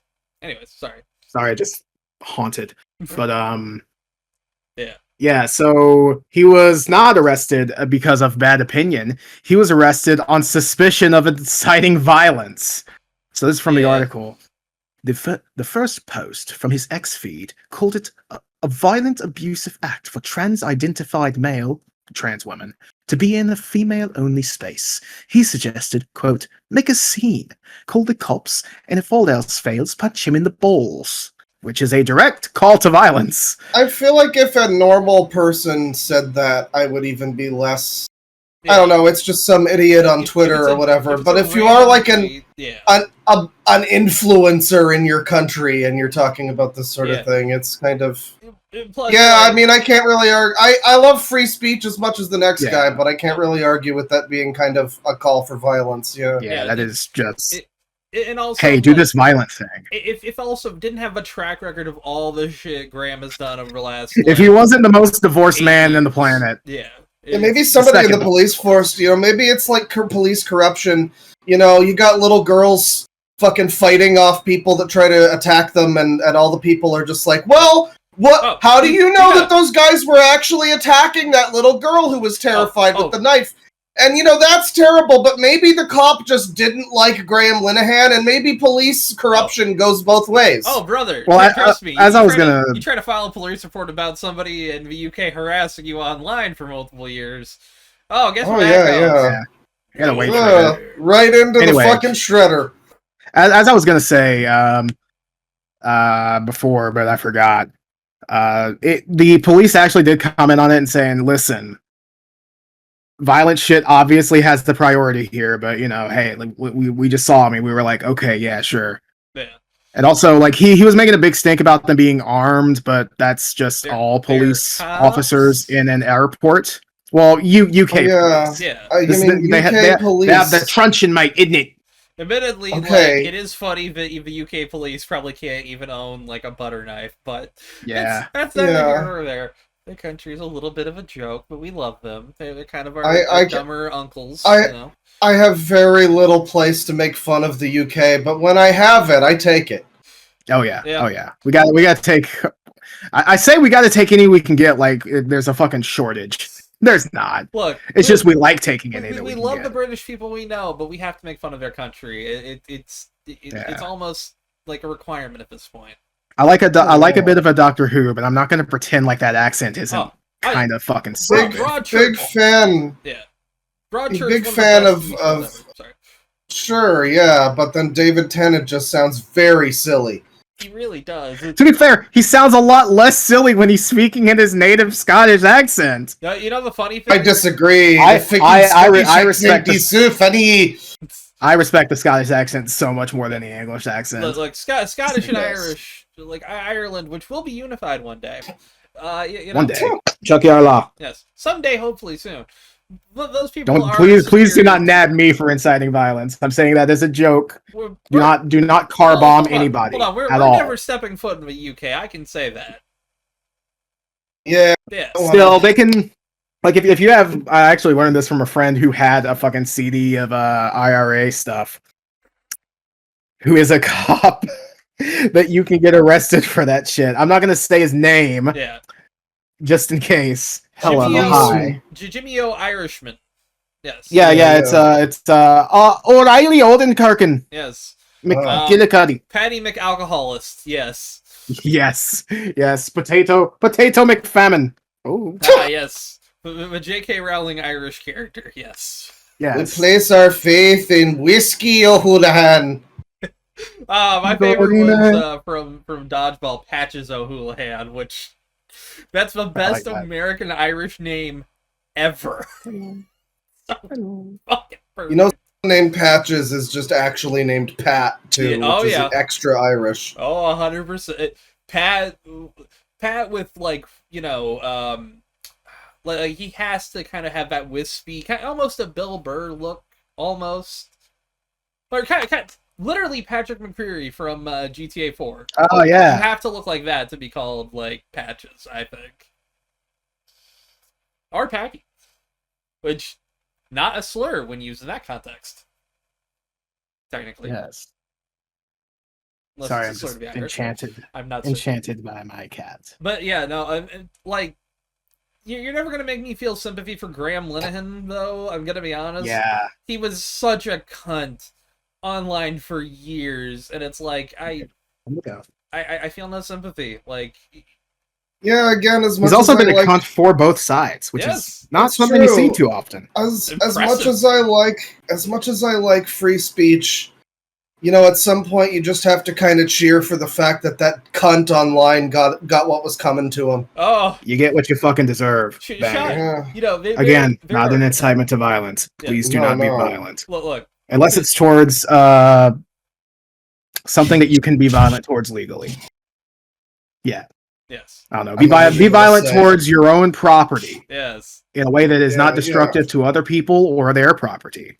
Go to a smash room. Get your anger out. Those look fun. Yeah. Yeah. Like Limp Bizkit said, break stuff. Smash your glass on the floor. Who cares? Don't step on it. No one's got the money for that shit. Not anymore. That's such a like rich people fucking thing. To be fair, you could probably get like a fucking 4-pack of like glass cups at like Dollar Tree for like $10, even though it's the Dollar Tree and everything's supposed to be $1. You know how surprising? Even though now they need more because it's $1.25. Yeah, that's the thing. See, what you need to do is go to a parking smash it into the trash can. Go to a parking lot. Previously purchase a bunch of those fluorescent glass tubes that they have as like lights and shit, or light bulbs, and just throw them in like a Kmart or Piggly Wiggly parking lot. Because depending on where you live, there's a lot of those that are empty. Piggly Wiggly's gonna get all fucked up after I'm through. Oh yeah. Oh baby. Piggly Wiggly's getting a glass enema. Oh baby. You're gonna screw it into his ass and it's gonna light up. Oh. Anyway. Sorry. So so he went on to say that the tweet where he says to commit violence against other people. He tried to like finagle it into no, it was a height difference joke. No, it wasn't a call to violence, which is not surprisingly is not the stupidest excuse that we're going to be talking about today. We'll get to that soon. Oh yes. I'm sorry to talk about that too, but just in the name of I'm sure you've heard. I'm sure you've heard. We'll get there. But we'll get there. We'll get there very soon. Yeah. But just in the interest of fairness, here's his other shit. His second one was an aerial shot of a group of protesters in the town center, where he called it a photo you could smell. That is. Inciting violence. That's just an insensitive joke. That's actually, I'm gonna be real, a tiny bit funny. That's kind of like. I don't hate that tweet. That's a little bit of the IT crowd peeking through of the psychosis. You know? The third expressed his views, in which he said, quote, "I hate them," unquote, referring to, quote, misogynists and homophobes, unquote, adding an expletive. Yeah, I just added those just for completeness sake. They aren't incitement. Sadly, the second one is quite funny. But I can't square that circle. Wait, I'll be real. Homophobes? He hates homophobes and he hates misogynists, but he hates trans people. That is the idea. I like these people that choose to be like the most obnoxious type of politics available, so that they're hated by the whole left, and also they're like too fucking obnoxiously like jerk themselves off. Fucking lefty for anyone else to like them. Yeah, they're effectively a news center of their own. It's weird. Yeah, it's a center. If you'd have to think about the political compass as a 3D plane, because now there's like they're like way out this way. Yeah, there's a scale upwards now instead of they go to the back. Yeah, well, up and down. But, it's a 3D space. You know, people like Graham Linehan should sit at the back of the bus. True. Well, honestly, to spare people looking at him, yeah, I agree. But, they're actually individual stalls that they get. No it's one actually wants quite to nice. Look at you, Graham. Honestly, you know what? He should sit in the bathroom for everyone's sake. Like, look at him. I'm taking cheap shots of Graham Linehan because fuck him. It's very. He gets the bathroom too. Nobody else gets it. Nobody else can use it. Yeah. It's just he gets it. It's his. Do you think that he's mad that it's a unisex? He gets the shit all the time. He gets the shit at any. He probably really is. Everyone could use this bathroom. Also, I forgot about this until I read that just now. His bail conditions, one of them is to not use Twitter, which is hilarious. Getting court ordered to stop posting is kind of If I did that, I'd kill myself. What about you, Reactbot? Can't hear him. Oh no. True. Dead Reactbot. No. Oh, is he dead? He's dead. Okay, all right. Hang on. I'll fix that real quick. What do you say? But yeah, being this video gave me a peanut allergy, something like that. All right. Yeah. But yeah, being court ordered to shut the fuck up and stop shit posting has to be the hardest anyone's ever been banned. That's crazy. You posted so much, the government says, "Look, it's time for a fucking break." That's impressive. The fucking government of the UK showed up to give him the filthy Frank stop sign meme. Nope. He said the peanut allergy thing again. What the fuck? Man, and we missed it both times. Yeah, it's like... Didn't you have like an easy fix for this last time? Did you forget it, or have you tried it? Hang on. Nope. Yeah, no. How about? I forget what it even was. Wait, was that Markiplier? Yeah, maybe... No, it wasn't. It was Graham Linehan. Oh, okay. I can no, see. hold on. I can see how you could get the two confused. Yeah. Both dreamboats. You might need to give him more lean because he's yeah, very you know what? sober. He's seeing things wrong. Yeah. Hang on. I forgot that I collapsed the thing. He doesn't see the dragons in the sky. Yeah. And remember, folks, drugs makes you see things correctly. Funny to do. Is he frozen? That's a quote from Dare. Yeah, he's frozen. Hang on. Damn. Feeling old yet? Yeah, I am always. Okay. I guess Reactbot's just frozen. So he's stable. The drugs have taken hold. He'll move when he speaks. Yeah. He's not sitting yet. You gotta give him time. Oh. I forgot what this is, so we're gonna discover it together. I remember what this is. Luigi Mangione's likeness used to model shirt on Shein. Shein? Yeah, Shein. Listen, all I know is that's the same word as a drink from Morrowind. Yeah. That's true. I prefer Sujamma and not when am I gonna be able to order shitty clothes from Matza? Real? Have you guys ever used Shein or know how it works? I'm familiar with the fact that it's like terrible fashion. That I know it's fashion overhyped by like YouTube lady influencers or whatever. It's very cheap items that you can get. Subscribe now to get a $100 Shein gift card. Yes. Remember those fucking scams? I've seen. You remember Reactbot? You're a real one for that. Shut the fuck up, Reactbot. Yeah, piece of shit. The person who did this is a real one. OMG, who did this? Yeah. Crying laughing emoji. It is one of those weird things where it's like... Oh, hang on. It does feel like an AI image. There we go. It isn't... It's heavily speculated that it's AI. Now, the other aspects are... But the face is from a photo. Probably not. I don't think he was a model at one point, was he? I don't think so. I think it probably like if it's like I think the most the most likely scenario is that someone used his face and then the shirt and then just like fucking pushed them into an AI and said, "Hey, make this guy wear this shirt." Yeah. Or it possibly is like them scraping so much from like public data that they got a lot of images of him recently, therefore those images hey, kitty. Stop trying to go on the keyboard. Okay? You can't go on the keyboard. The keyboard's fun, but not to walk on. Don't become a keyboard cat. So yeah, they took it down and said we're going to be launching an investigation into this, which sad. Yeah.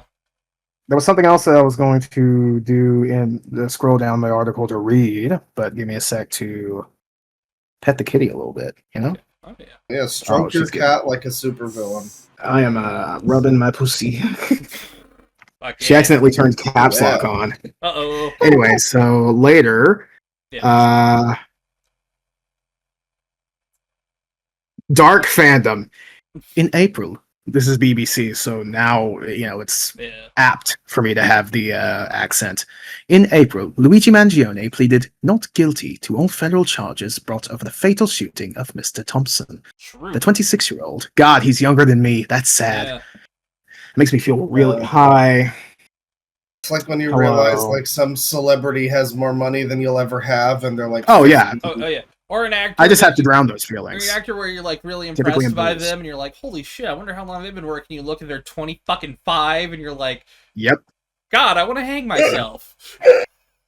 Yeah, it's like I immediately start tying the noose a little slowly. It's like, all right. Contemplative noose tying. Yeah. The 26-year-old, who was arrested in December, faces the charges of murder and stalking. Stalking, okay.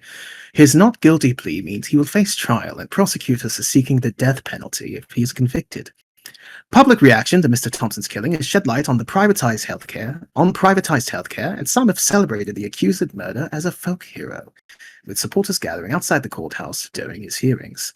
The case has gripped social media, fueled by anger towards America's private health insurers. The start of his legal battles prompted anonymous donors to chip in thousands of dollars towards his defense through various online fundraisers. Etsy, all right, where is the weird saying? The McDonald's worker has become a target for online hate. That the guy that turned them in, and you know what? Fuck it, yeah. We don't like snitches. Yeah. But this is the weird part. Luigi Mangione's appearance, which he showed off in shirtless social media posts, is now clearly a part of the appeal, said cultural critic Blakely Thornton in December. People in the US are effectively programmed to trust and empathize with men who look like Mangione, he said. Which is fucking a wild take. Like, yeah, sure, he has a lot of fucking stands. Yeah, but effectively programmed to trust and empathize men who look like him. If I see this guy in the street, I'm not thinking about him. I'm not saying, yes, a face I can trust. I'm also not saying that's a criminal. Yeah. Because he's not a criminal. He's actually my good friend who, we were at a comic book store that day, that fateful day that the shooting happened. Yeah, there was a Halo 3 I remember that. I remember the news broke and everybody in that building cried, especially Luigi. He loves that shit. He loved Brian Thompson so much, and it's sad to see someone accusing him of such a heinous act. Yeah. Horrible. Anyway, so I feel like it's worse for his reputation to say that he liked that guy. Actually, yeah. I don't endorse this. Yeah. Listen. He just doesn't like it when people die. That doesn't solve anything. Yes. I'm really glad that she's just sitting right here. Totally agreed that more people shouldn't, of the same caliber and ilk, suffered similar fates. He thought that would be bad morally. The world is a better place with people like that. Yes. Well, we won't specify who. Anyway, what do you think about this, Reactbot? I give it a 2 out of 5. Okay, it's better than a 2 out of 10, I guess. You need to chill out on the fucking lean, though. You're starting to stutter. He's talking like fucking Adam Sessler, man, in 2 different ways. Who gave him coke? Damn it. Well, he literally said that like how Adam Sessler would say reviews. I love that shit. That's always my favorite. That actually might have been a reference then. Jack's the type of person who would be old enough to have watched fucking G4 in his 20s. I looked up to Adam Sessler so much pre-coke, man. So much. Man, why? That's all I watched back in the day. I was very dumb. I am very dumb. To be fair, I did watch a decent amount of G4 back in the day too. Oh, dude, it was all that played for like a few hours. I had a DVR that could record 4 channels at once. I recorded everything, man. Okay, I wouldn't record G4. I would record Attack of a Show if I missed it. I watched Attack of a Show a lot. That was good shit. All right. Yeah. I can't really think of anything on that was on TV at that point that I would like TiVo or DVR or whatever. Oh, that reminds me. I watched Naked Gun last night. Shows. Oh yeah. Yeah. I just remembered the TiVo gag. That was good. What? Shout outs to everyone. Please watch the Naked Gun movie. It was a lot of fun. It's very good. It sounds nice. Parody movies will be back. I'm pretty sure it's available on streaming. It's available to I would say pay for it though, actually. Yeah.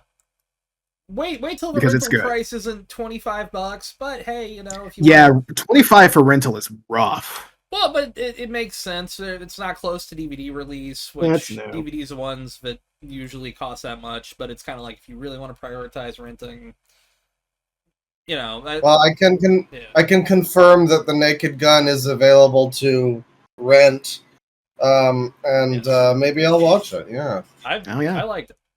But yeah. So we also have the worst excuse ever. Yep, this is a good one. This is from the Daily Beast, which I'm pretty sure is a right-wing thing, but I think it kind of. They report in the news. It's I think closer to center right, but it's all right center right. For that, Mike. Yeah. Oh, okay, all right. That's the other chat. I thought y'all were posting something important. Ash is saying he's going to be good for friend time. Ooh. But from the Daily Beast, Mike Johnson drops bombshell about what Trump really knew about Epstein. Yeah. The House Speaker is suddenly claiming Donald Trump was an FBI informant, which is the stupid joke excuse that everybody came up with. Oh, they're gonna say he was a secret agent. If the House Speaker is saying this, I mean, I don't know. That seems pretty trustworthy to me. The government will never lie about something. Oh, of course not. This is the same guy that talked about being jerk off accountability buddies with his son. If you remember that story from like a year and a half ago. That guy? It's the same guy, Mike Johnson.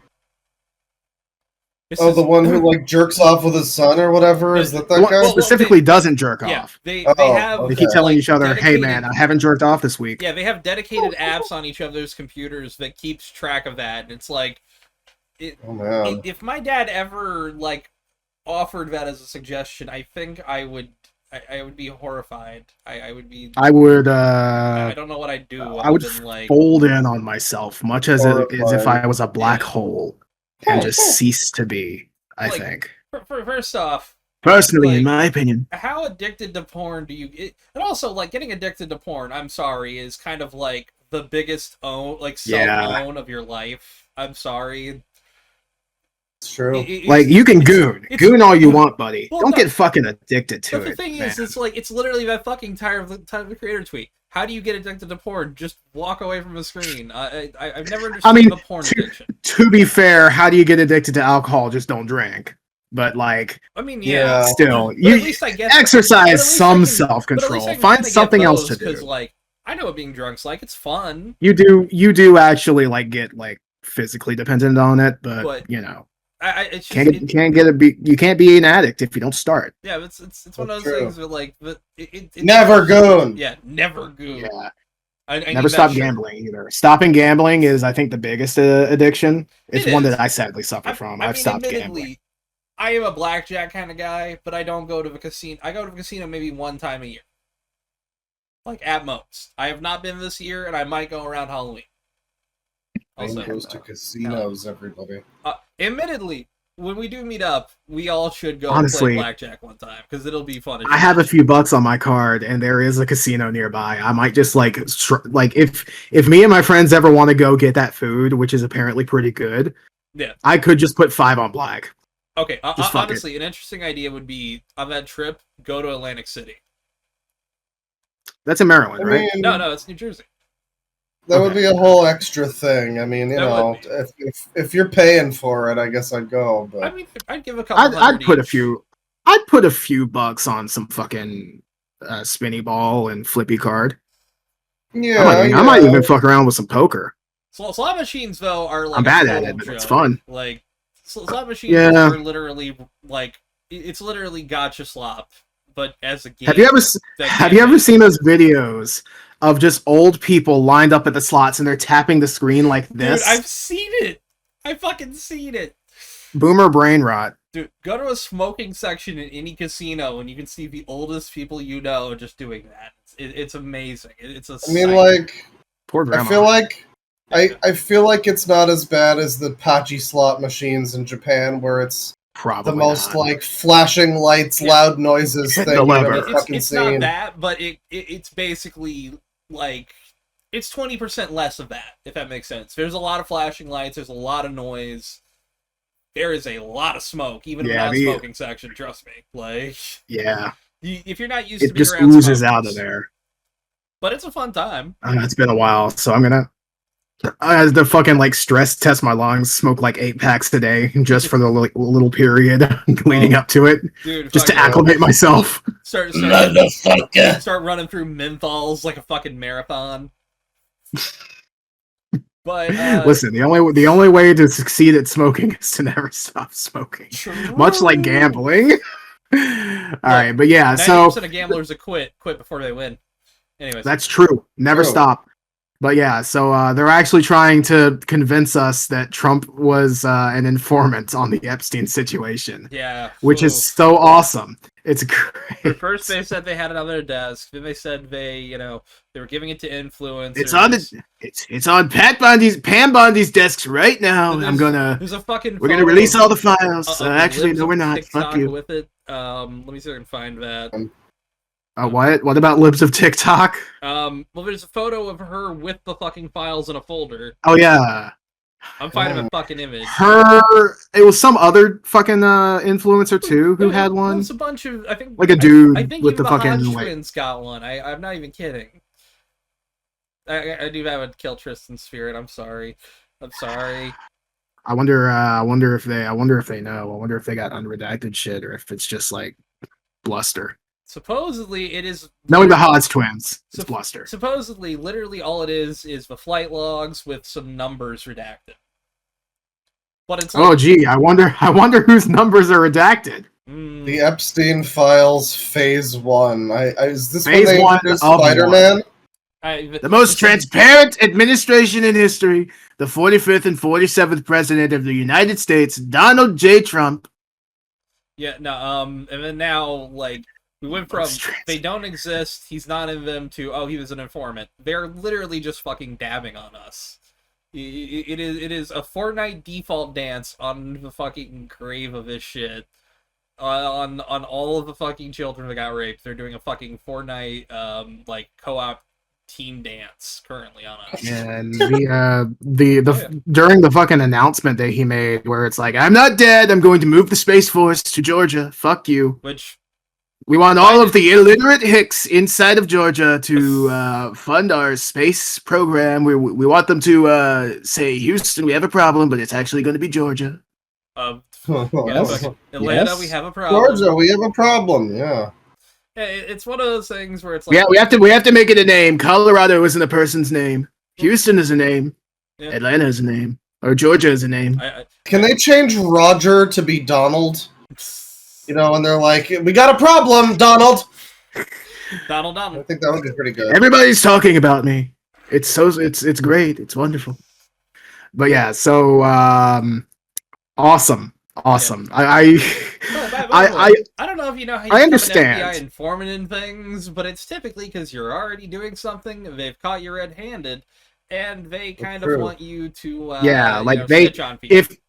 If this is true, they had dirt on Trump. Which, to be honest, is it believable that a caddy complaining, with a T, not D, not the boy, not the main man. I think you're very naive for acting like Trump. Maybe he didn't. Maybe it's not that. Maybe he was just such a nice guy. He wanted to rat out his fellow businessmen. He's so nice. I've been thinking a lot about death, and I think if I save 7,000 lives a day, I might get into heaven. He's doing the fucking. If you've ever watched the Broom Shakalaka Adult Swim bit, where he's trying to save his own life by selling 8,000 brooms, or resurrect his daughter by saving 8,000 brooms. That's what Trump is currently trying to do.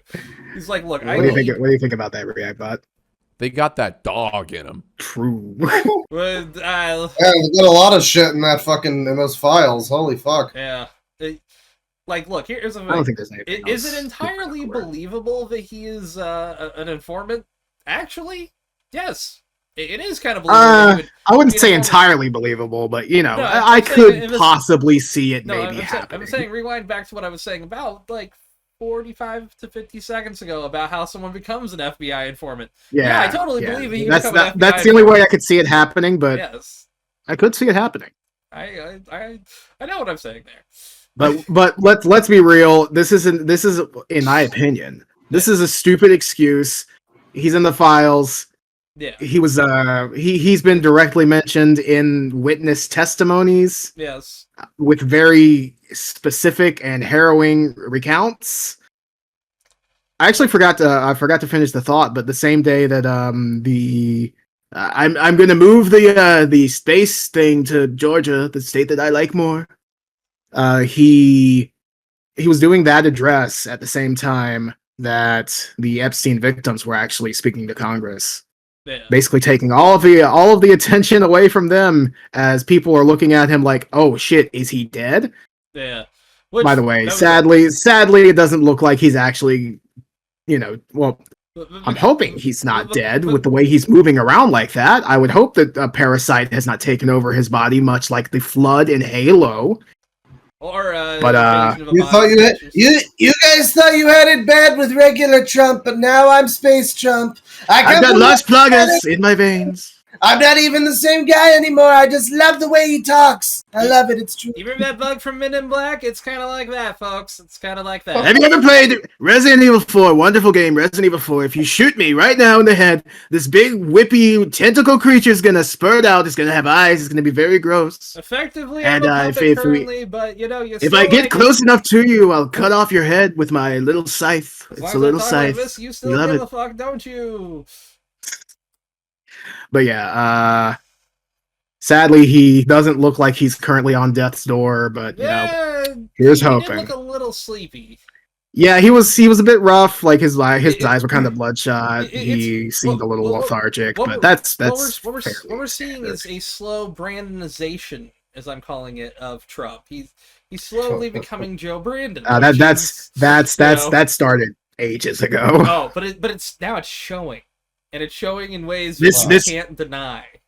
This Treasury Secretary, Biden appointed him. Definitely not me. I hate his guts. But it is becoming like a very slowly showing process. And it's like, I'm ready for him to start like mid-sentence just like shutting down. That's going to be the first thing. That was the first thing with Biden. The first real public moment was him. He'll just start like cheering off to the fucking the crowd, like off stage, walking away. After he has a 1,000-yard stare for like 20 seconds, he's gonna break into a YMCA dance. No. The only dance that Trump could do is this thing. Yeah. He's just gonna do that one day. And do the dance of death. Well, it's got to be after like again, very quiet, silent moment where just his face goes slack and just. And then he starts dancing. Like, there's music playing. But there's no music playing, obviously. I mean, it's, You guys want to go get some Chipotle after this? I'm really craving. Finally beat coronavirus! I've taken several edibles. They've stopped the pain. Kamala Biden. Biden. And he falls down on stage. So, one of the really... I stole this tweet from Josh Sawyer. Yes, that Josh Sawyer who did a decent deal of the game design on New Vegas. Yes. Quote tweeting Aaron Rupar, who's like a journalist. Mike Townsend claiming that Donald Trump was an FBI informant, and he retweets it saying he flew on Epstein. Oh, you cut out there. Oh. Uh-oh. Oh. Am I back? Yep, you're back. You're back. Okay, I think it might be because she's like, no, actually, I don't know. Technology. I'll fuck around with it later. Yeah. But he flew on Epstein 727 because the CIA had him do a halo jump into a well-defended compound to assassinate an ambassador. Yes. For those of you who can't see, it's a commencing virtuous mission from Metal Gear Solid. Yes. Shout out to Metal Gear Solid 3. Buy both versions. Yes. Buy both versions. Play the original first. Don't forget to buy the 3DS version, the original. I actually started the 3DS version. Ooh. And it doesn't play too bad on new 3DS. Yes, because you have the fucking the actual thumb nub and also like the slightly higher clock power. Yeah. I like to call it the nipple. Yeah, it's a nipple. Like the little nipple that you would get on those laptops back in the day. Oh yeah, the ThinkPads. Yeah. Yeah. Hell yeah. Yeah. I should get in. That's what I need to do. I need to get an IDE to SATA, or at the very least an IDE to USB thing, and just see what's on my old fucking laptop hard drive, because it's over there, in the fucking shelf. I might. I know. I might pick that up for you, honestly. That's kind of neat. Yeah, I know I have a lot of Zelda stuff. I was really into Zelda, and I didn't have internet. So what I would do is I would go to school, and I would copy the Zelda wiki. Oh shit! And then put it into a format that's like a book. Oh fuck! Oh, yeah. And also, there's probably a decent amount of Naruto hentai on that one. Hell yeah, brother! Baby. Dudes rock. You know how it be. I'm up your camera. Cool. Anyway, so yeah, that's all the politics stuff I had. Just stupid, silly shit. It's a light week for politics. Yeah, I'm crazier. I hope it gets crazier in a funny way and not in a sad way, because it's been getting crazier in a sad way, and I don't want to talk about all that. Hey, I want to see Reactbot see the funny thing. Oh, on the bright side, you guys have. Okay, hang on. Reactbot's dead again. They should be in jail. Okay, we heard that. I mean, you know what? I agree, Reactbot. Put his ass in the pear wiggler. I got money on it. Let's go. I was gonna say it could be worse. You guys have an increasing employment rate, while ours here in Canada is the worst that it's been since at least 10 years. Yeah. And that's because we hired a really smart accountant for the job. You know, same guy who likes AI, right? It's him and Ghislaine. Everyone was extolling the virtues of the great accountant and what he was going to do for Canada. Hasn't been much. It hasn't been much. Every accountant I've ever met or known has been a piece of shit, and I'll say that flatly. Not for me. My grandma's an accountant. She's lovely. Well, okay, grandmas are. To be fair, she mostly just does math. It's not like she's like, yes, I'm going to do business for you. Yeah, business accountant. She just counts money for the fucking church. Yeah, how about business accountant? I'll go with business accountant there. Yeah, every business accountant I've ever met has been a fucking asshole and prick. Well, that's who we got running our country, which is now running on fumes, spit, and people going, at least we're not America, whoa! I mean, I would say at this point we're probably in similar boats. Oh my god! They're going bad in different ways. You don't have any idea how bad it is here, dude. Dude, I've been searching for a job for like 5 years. It's bad here. Do not get me wrong. You could keep fucking searching for longer up here. Jesus Christ. Sucks. I had to go in as a temp and got lucky, and that's mostly because my dad had burned a few bridges at that job. I really love that boomers just say, "Dude, it's not that hard. Just go in and say I want a job." Yeah. Fucking that easy. I'm not gonna say that because that's kind of directed at a specific person, and if he hears this, I don't want to say any words that I don't mean. I mean, well. I'll co-sign this. Yeah, it's very hard getting a job. Pretty much. I will say, please do not say that such ignorant things to me. I do not agree based on years of experience. Yeah. Look, I got. Anyway, so I saw Cyberfuck while I was going to the game store yesterday. Oh. So bad day for me. But those things are incredibly ugly in person. I've seen several of these around me, and they look so much worse in person than they do pictures. Yeah, I saw one of these. I went to the day I went to the thrift store recently. I got a Doctor Who shirt, but it was it's a shame you didn't wear it. Yeah. This was parked in the.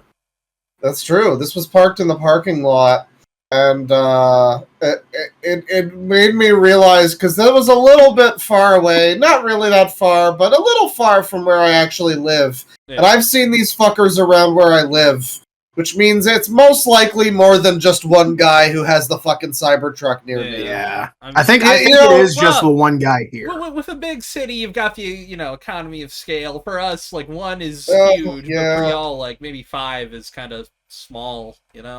I mean, like, Bane, did you tell the podcast about your local guy? Oh yeah, that was the Caddy episode. The guy with the Trump shit spray painted all over his Cybertruck. It literally, like, Cybertruck. It's so, like, I don't understand how it's not embarrassing for that guy.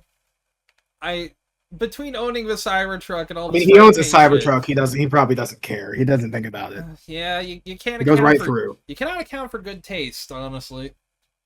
Which, Which the thing I'll say is, like, the older Tesla vehicles, as much as I have my opinions on Elon, they all look relatively good cars. Yeah, they look normal. Yeah, they look like normal cars. They don't notice. They probably as much. function all right too. Yeah, they have Mr. Wiggles put the doors on them upside down, but I mean, at least the normal cars, they look fine. They got good leg room in the back. I do like the Goldwing doors are kind of like kitschy, but I don't hate them. You know, like I like Goldwing doors. They're stupid but fun. Yeah, they're cool. But the thing is, like, effectively with this truck, like, literally the moment that he broke the glass on stage after saying they were break-proof glass, or whatever he fucking said, that should have been the first sign of, like, oh, this is cursed. Maybe we shouldn't make this. Oh, it was. Thing. But, like, at that point, I he was saying forgotten this was about going to be a fucking $30,000 truck at that point, if you remember that. Yeah. Yeah. Do you know how much these fucking things cost currently, Claw? A lot. Like 80,000 US. I think it's like over 100,000 US. It is. It's 100. I'm pretty sure it's about 100,000 for the base model. I'm checking. No bells and or whistles. I'll do the all-wheel drive. That's the kind of in the middle one, just because that makes sense. I'm just gonna go standard and then see. I will put full self-driving on because most of these dorks are getting that. I'm not gonna. Self-driving. Show pricing details. 90,000 for the base model with full self-driving. That's still insane. That's great deal. Also, it's not really even that intimidating. I promise you, it is not a perspective thing. I'm pretty sure that's a Ford. It might be a Subaru. That's an F-150 right there. Yeah, Ford. Yeah, fucking shorter than an F-150. Also, a little bit less wide. Yeah, it is weird how, like, the dimensions of it do not make sense. Yeah, it looks fucking massive and small at the same time. It's so true. It's supposed to be a truck. It looks nothing at all like a truck. I mean, the only thing that's kind of intimidating about it, I guess, is the fact that it looks like you could cut your fingers off if you touched it at the wrong angle. Oh, yeah. There are videos of people, that's the thing. Like, getting their fingers caught in it on purpose. If you get hit by a Cybertruck, you're essentially going to be sawed in half. Oh yeah, because it's also like at a weird. It doesn't have any safety features. Which also, this is a problem with modern trucks. I'm just gonna. They're lifted. Yeah. They're lifted way too high. Here's my soapbox here. If a child is standing in front of it, you cannot see that child. Yeah. First off, like, they are too high. There's no real reason for a truck to be even taller than a fucking S10. I'm gonna be honest. Which I think the only reason they do that is so it's slightly easier to haul stuff out of the back. That's like true. Slightly. But on average, there's a lot of people who are not doing that, who are buying those trucks as kind of like a dick compensation machine, to put it nicely. Oh yeah. Yeah, or like a sort of hillbilly status symbol. There's that it's too. It's not the hot button thing you want to get, you know, if you're like a stupid person, I guess, and you really it's like a new version of like having, I don't know, like a Ferrari or something. You just, man, I gotta get this car that's gonna be my personality now. Yeah, a lot of people. I know a few truck guys. A lot of people do kind of treat their car as a replacement for a personality, and that's always fun. That's always a normal person to deal with. But yes. The Cybertruck is genuinely just an ugly piece of shit. I hate it. I cannot stand it. Dystopia. Oh yeah, I even wrote that down. It's more stupid looking in person. Yeah. I saw Naked Gun. Like we said, I ain't got much. Yeah, it was. I've mostly just been existing and maybe playing some Stardew Valley and Castlevania. Naked Gun is very like joke per minute. Like there's so many background little gags. My favorite. I didn't even catch all the background gags. My favorite. I'll spoil one. I caught like 3. There's one of the first few seconds I'll kind of spoil. On the police cars when they're like, because it's in a trailer, we're outside this bank. The police cars on it say to warm and serve instead of to protect and serve, and I immediately spotted that shit. It's so good. I think I caught that like at the end. Yeah, because it's consistent throughout the whole thing. At least I would assume so. I think so. And then there's There's an Elon Musk parody also in it, which is actually a very funny Elon Musk parody. Kind of a light parody of Elon. Oh, but you can tell. No, I'd say it's a pretty deep, almost kind of cutting parody with the lead villain, actually. Oh, well... That's what I'm thinking of. I guess so. I just wouldn't say that it's like a blatant parody, I would say. Yeah. Like, you could apply it to other people. It's not like, I used CRISPR to make all of my fucking children's guys. Yeah. There's also that weird type of shit. Like, Liam Neeson can pull off deadpan incredibly well. Fuck God.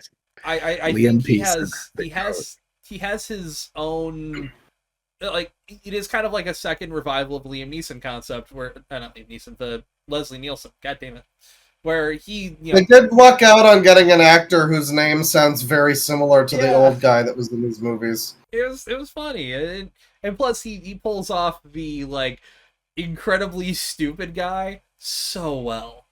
He is so fucking dumb. It's amazing. That's a really good compliment to give an actor. You really play a retard very well.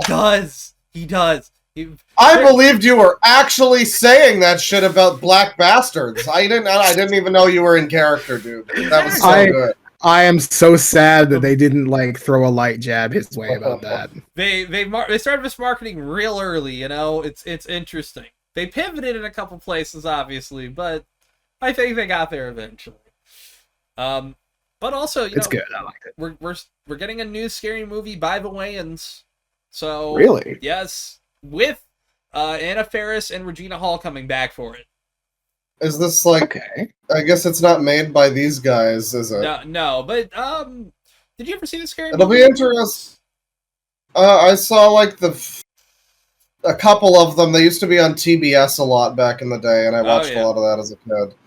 I think I saw 3. Was 3 the one with Anna Faris? All of them until I think 3 had Leslie Nielsen in it. I think 4 was the one that I remember the most, and that's not apparently one of the good ones. Yeah, it's 1, 2, and then kind of 3, and then 4. 4 is okay, but then 5 is embarrassingly bad. Written by the people who the Wayans wanted off the credits. By the way, the fucking.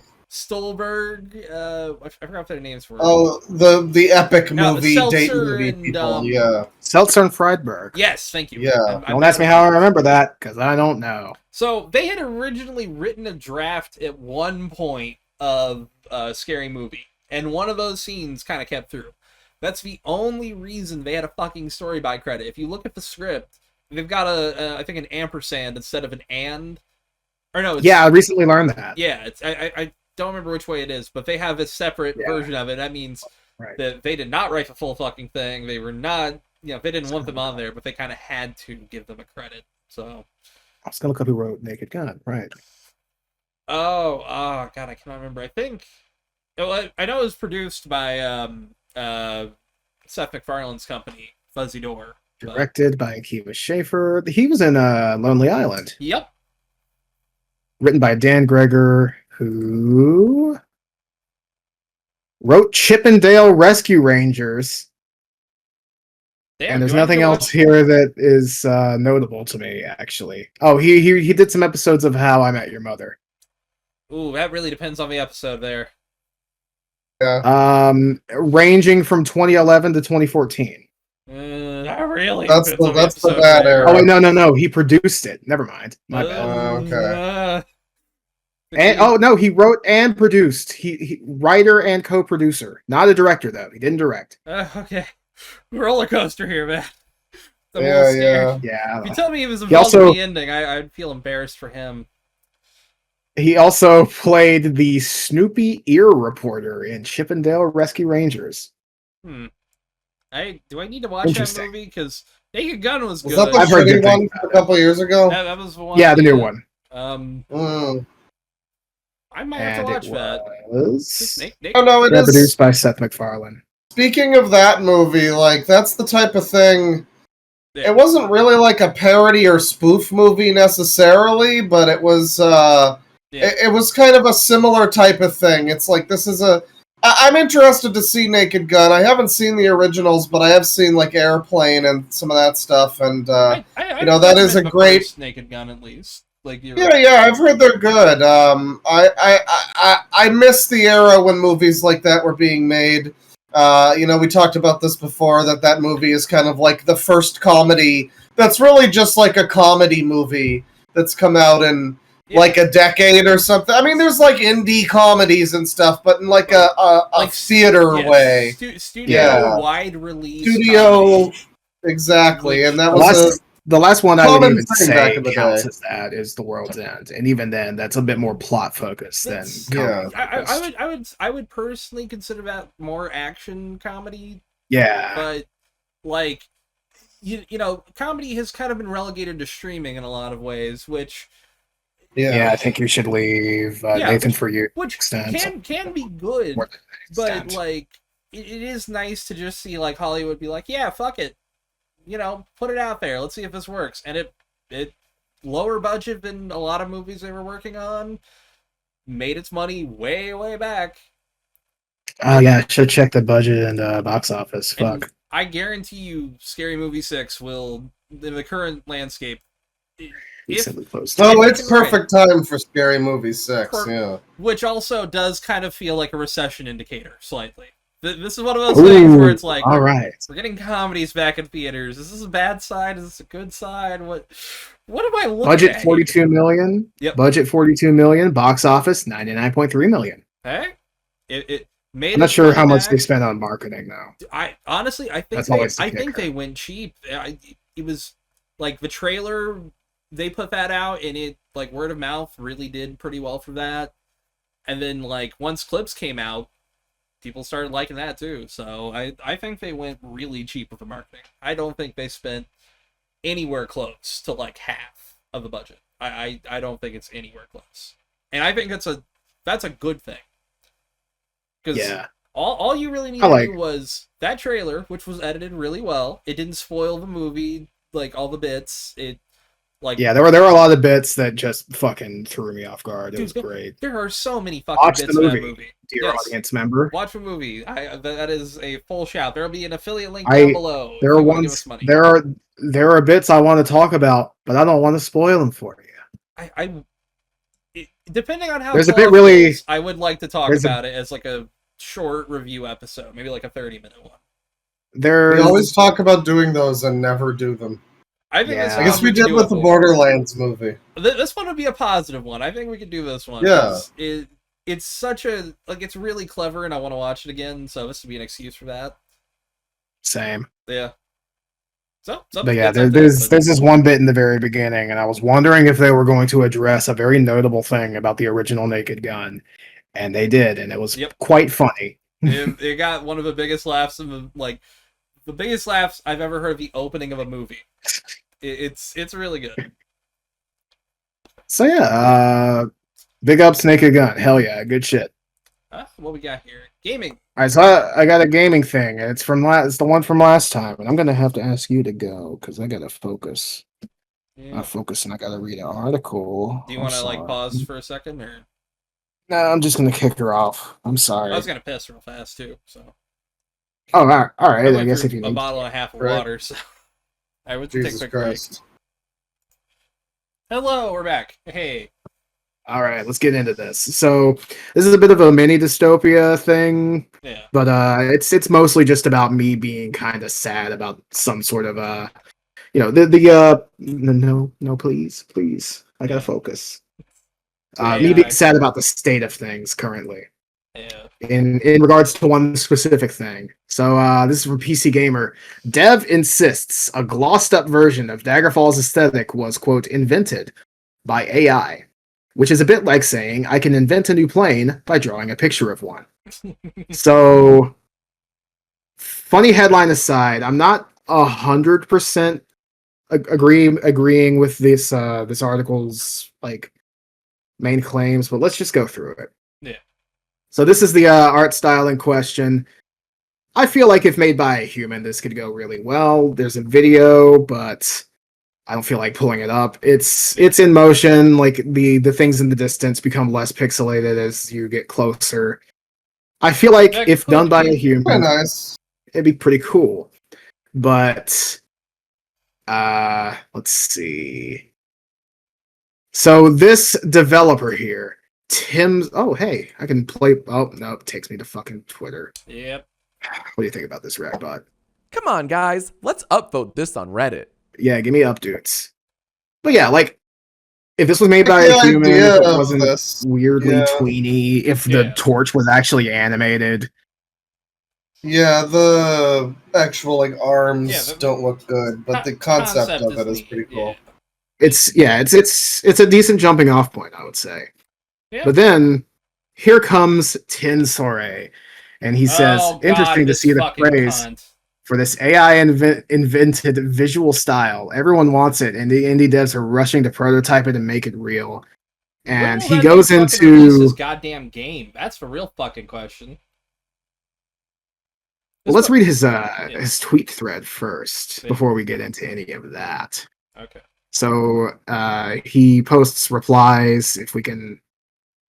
Oh, we can't load them. Yeah, I think you have to be logged in. That's pretty clear. Yeah, I can try to find it. My session. I can already say like I know.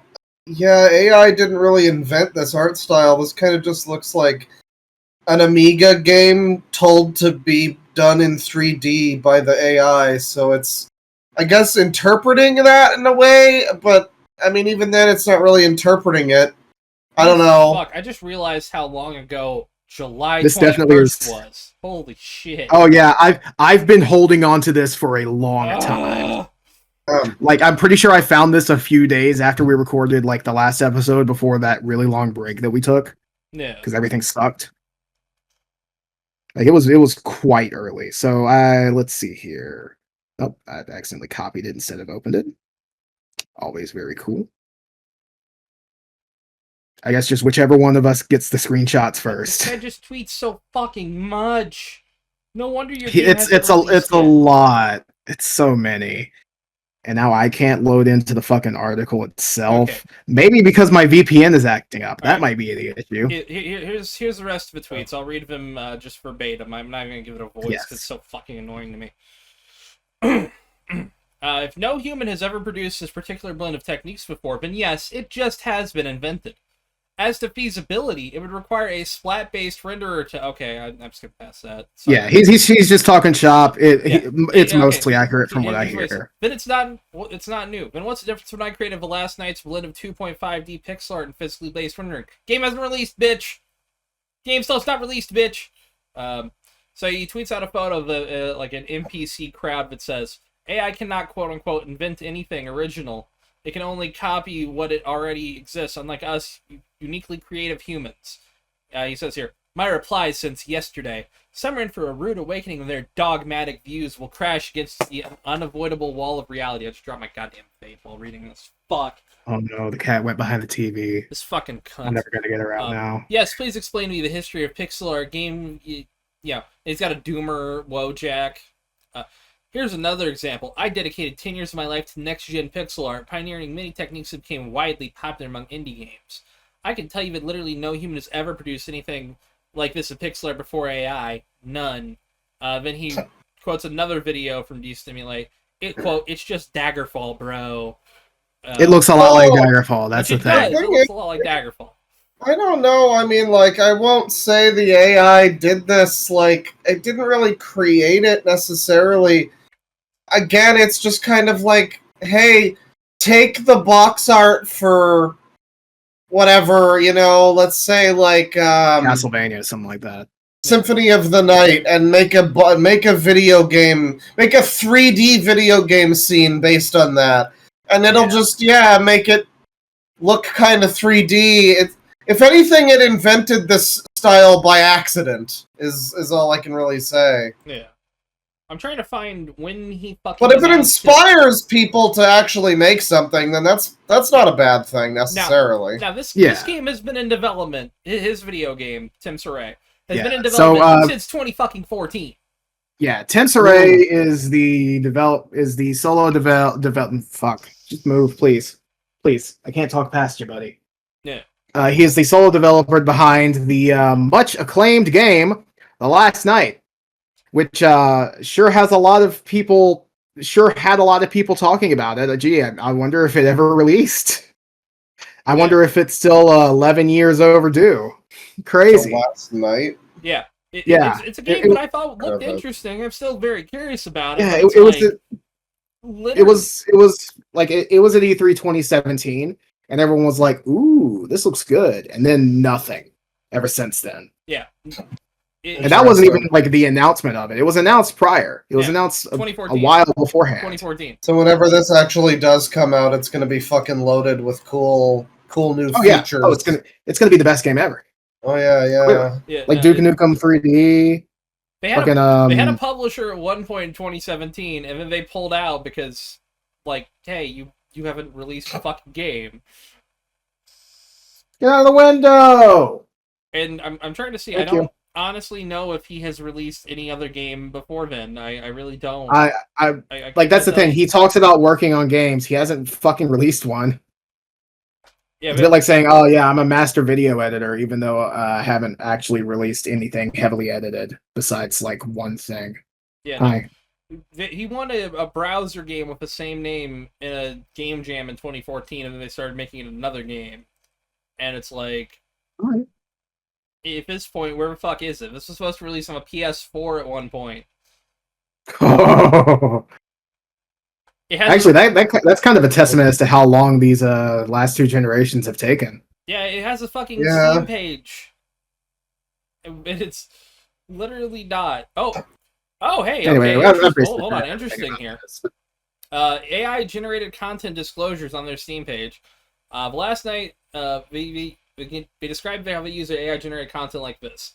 The city is split in half, a stark contrast between the old world and the new world, an AI-generated, optimized, meticulously run district. Given the game's premise and city layout, we intentionally use generative AI to conceptualize unique architectural patterns and details for district.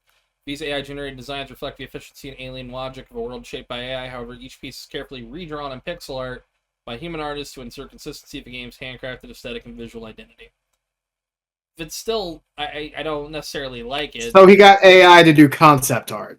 Well, no, what he did was had the AI effectively, well, kind of, but also, like, maybe create a city plan and then work from there. It's fucking strange. The idea could work for something, but I still don't. I guess that does mean that it isn't entirely canceled because, all that AI stuff only came out within the past few years. So, hey, here's looking out. Last night, 2020 fucking million. 2020. Totally gonna happen. So if it comes out by 2027, I would be shocked at this point. I will be shocked if it comes out before 2030. There are points where I do think, given the way that it's been going, there has to be shit or get off the pot moments, and I do think that Silk Song was also for them we're finally getting off. Yeah, I feel like if you had given Silk Song a couple more years, a lot of people would have just straight up thought it was vaporware. Yeah. A lot of people already did. I heard people saying that they well over exceeded their grace period of like, oh, they're just still working on it. I gotta say, we talked a little bit about it.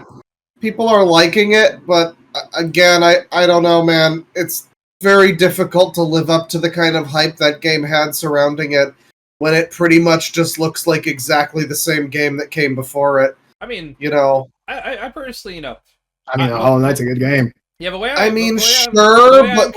at it is, hey, two cakes kind of situation where it's like I guess I wasn't invested with it. Honestly, I didn't even remember if it was a Kickstarter DLC at one point. It was a DLC at some point, and they basically said, "Fuck it." I completely forgot. I was like, "Oh shit, really? Fuck, all right." Oh yeah, we're now at Clickbait Corner. Yes, and I hear that y'all have some clickbaits. I have a couple that are clickbait. These two are like the closest I could find. Not even up. Okay, all right. I already have that first one. Okay. I already have that first one, so we'll do the second one. All right. So, Stephen King loves terrific Netflix series streamed for 230 million hours with near perfect ratings. I didn't click on it. My response was, okay. Honestly, I don't Stephen King shit about what Stephen King thinks. Stephen King hated the fucking Shining movie and hates the Wheel of Time series. He's a pretty good writer, but he's kind of an idiot. I wouldn't even say that. He has like a couple bangers. The way I would describe his writing style is kind of like the Homer Simpson makeup shotgun, where he loads a bunch of great ideas into a shotgun and blasts them onto a script, and sometimes they all kind of land perfectly. Sometimes. Like The Stand. The Stand is my favorite book from him. It is almost a perfect book until like the last 30 pages because it's a Stephen King book. And then you have the fucking curse of. You have a curse Pendleton, well, no, which is what is immediately to my left that could be haunted in my room, and what's right outside my window that could be the setting, and it's always some stupid shit in Maine. The way I would describe the last 30 pages of A Stand are post climax. Yeah, it literally feels like, everything's finished, but I guess we should tell the story of how they got back home. It's like, no, Steven, no. Do a little more cocaine. Figure that out. Yeah. Do a fucking flash forward. Fuck it. And I will shout out a couple of his more recent books. So Mr. Mercedes, Bill Hodges trilogy is actually really good. It delves into supernatural shit at the end because it's Stephen King and he can't help but indulge himself. But the first one's a really good, detective cat and mouse novel that I actually think is some of his best work. Unironically. It's really good. Hell yeah. But, who gives a shit what Stephen King thinks? It's literally it's like, how does that get clicks? How do people, I can't imagine being, an adult and saying, yeah, Stephen King's curious about this show. Cool, I'm gonna click on this. Stephen King have to say about this? It's terrific show streamed for a whole shit ton of hours. Which, let's be honest, 230 million hours probably isn't a lot if it's like a longer show. For Netflix, that's bad. Really? Probably. Probably. I'm always surprised by I've had a video up for 2 hours and it's already got 15,000 hours watched. Yeah, it's I'm like, okay. Yeah, that's basically just 7,000 people watching it for the full 2 hours or whatever. It's so hard to fathom just mentally. That number is how does that correlate to this many views? You can't. Let's say that it is an 8 episode season. Yeah. And each one is an hour long. So. I was bad at math. Okay, my calculator program closed. Come on, calculator. Windows 11. Okay. No, I'm on Windows 10. Oh, well, fuck. Let me make that joke. Shit. 230 divided by 8 hours to a season. That means 28 million people watched it. Let's say it has a second season. Damn. That good for a show that probably costs as much as I'm sure it does. Yeah. So let's say it's 2 seasons. But that's the reason why TV shows are so expensive and this simultaneously the reason why TV shows are so short now is because they have to spend $230 million for some reason. Yeah. So if it's 2 seasons, fucking 8 episodes apiece, then only 14 million people watched it. That's right. Yeah. That's so right. Fuck off Outlook. Outlook is updating right now, which is awesome. That's something that I use. I've only used the knockoff Outlook on what was that on Linux when I had to work at a place that only ran on Linux computers. Fun experience. Love that. You got any clickbait, Chloe? The one clickbait that I had that was at all interesting was really just dystopia. I don't know, I looked a little bit for clickbait of my own, and it was it was some fucking shit that was I got fired right after I retired! How is this legal, and how can you Here's an image I got clickbaited by, if you want that. From Yahoo Finance. I'm 63 years old, worked hard my entire life, and I just got fired after announcing my retirement. Is that even legal? Yeah, I saw this and I'm like, that's something else. That's not even really clickbait. That's just shitty. Yeah, it just makes me sad. I'm just sad now. I got clickbaited because I tried looking for this image and it was not real. Fake headline here. Daily Mail, 16-year-old boy tragically dies after participating in viral TikTok. Put your penis in a pencil sharpener and twist till nothing left challenge. And I really had to look because I was like, that cannot be real. And it wasn't. But it'd be really funny if true. Yeah, but here's the thing.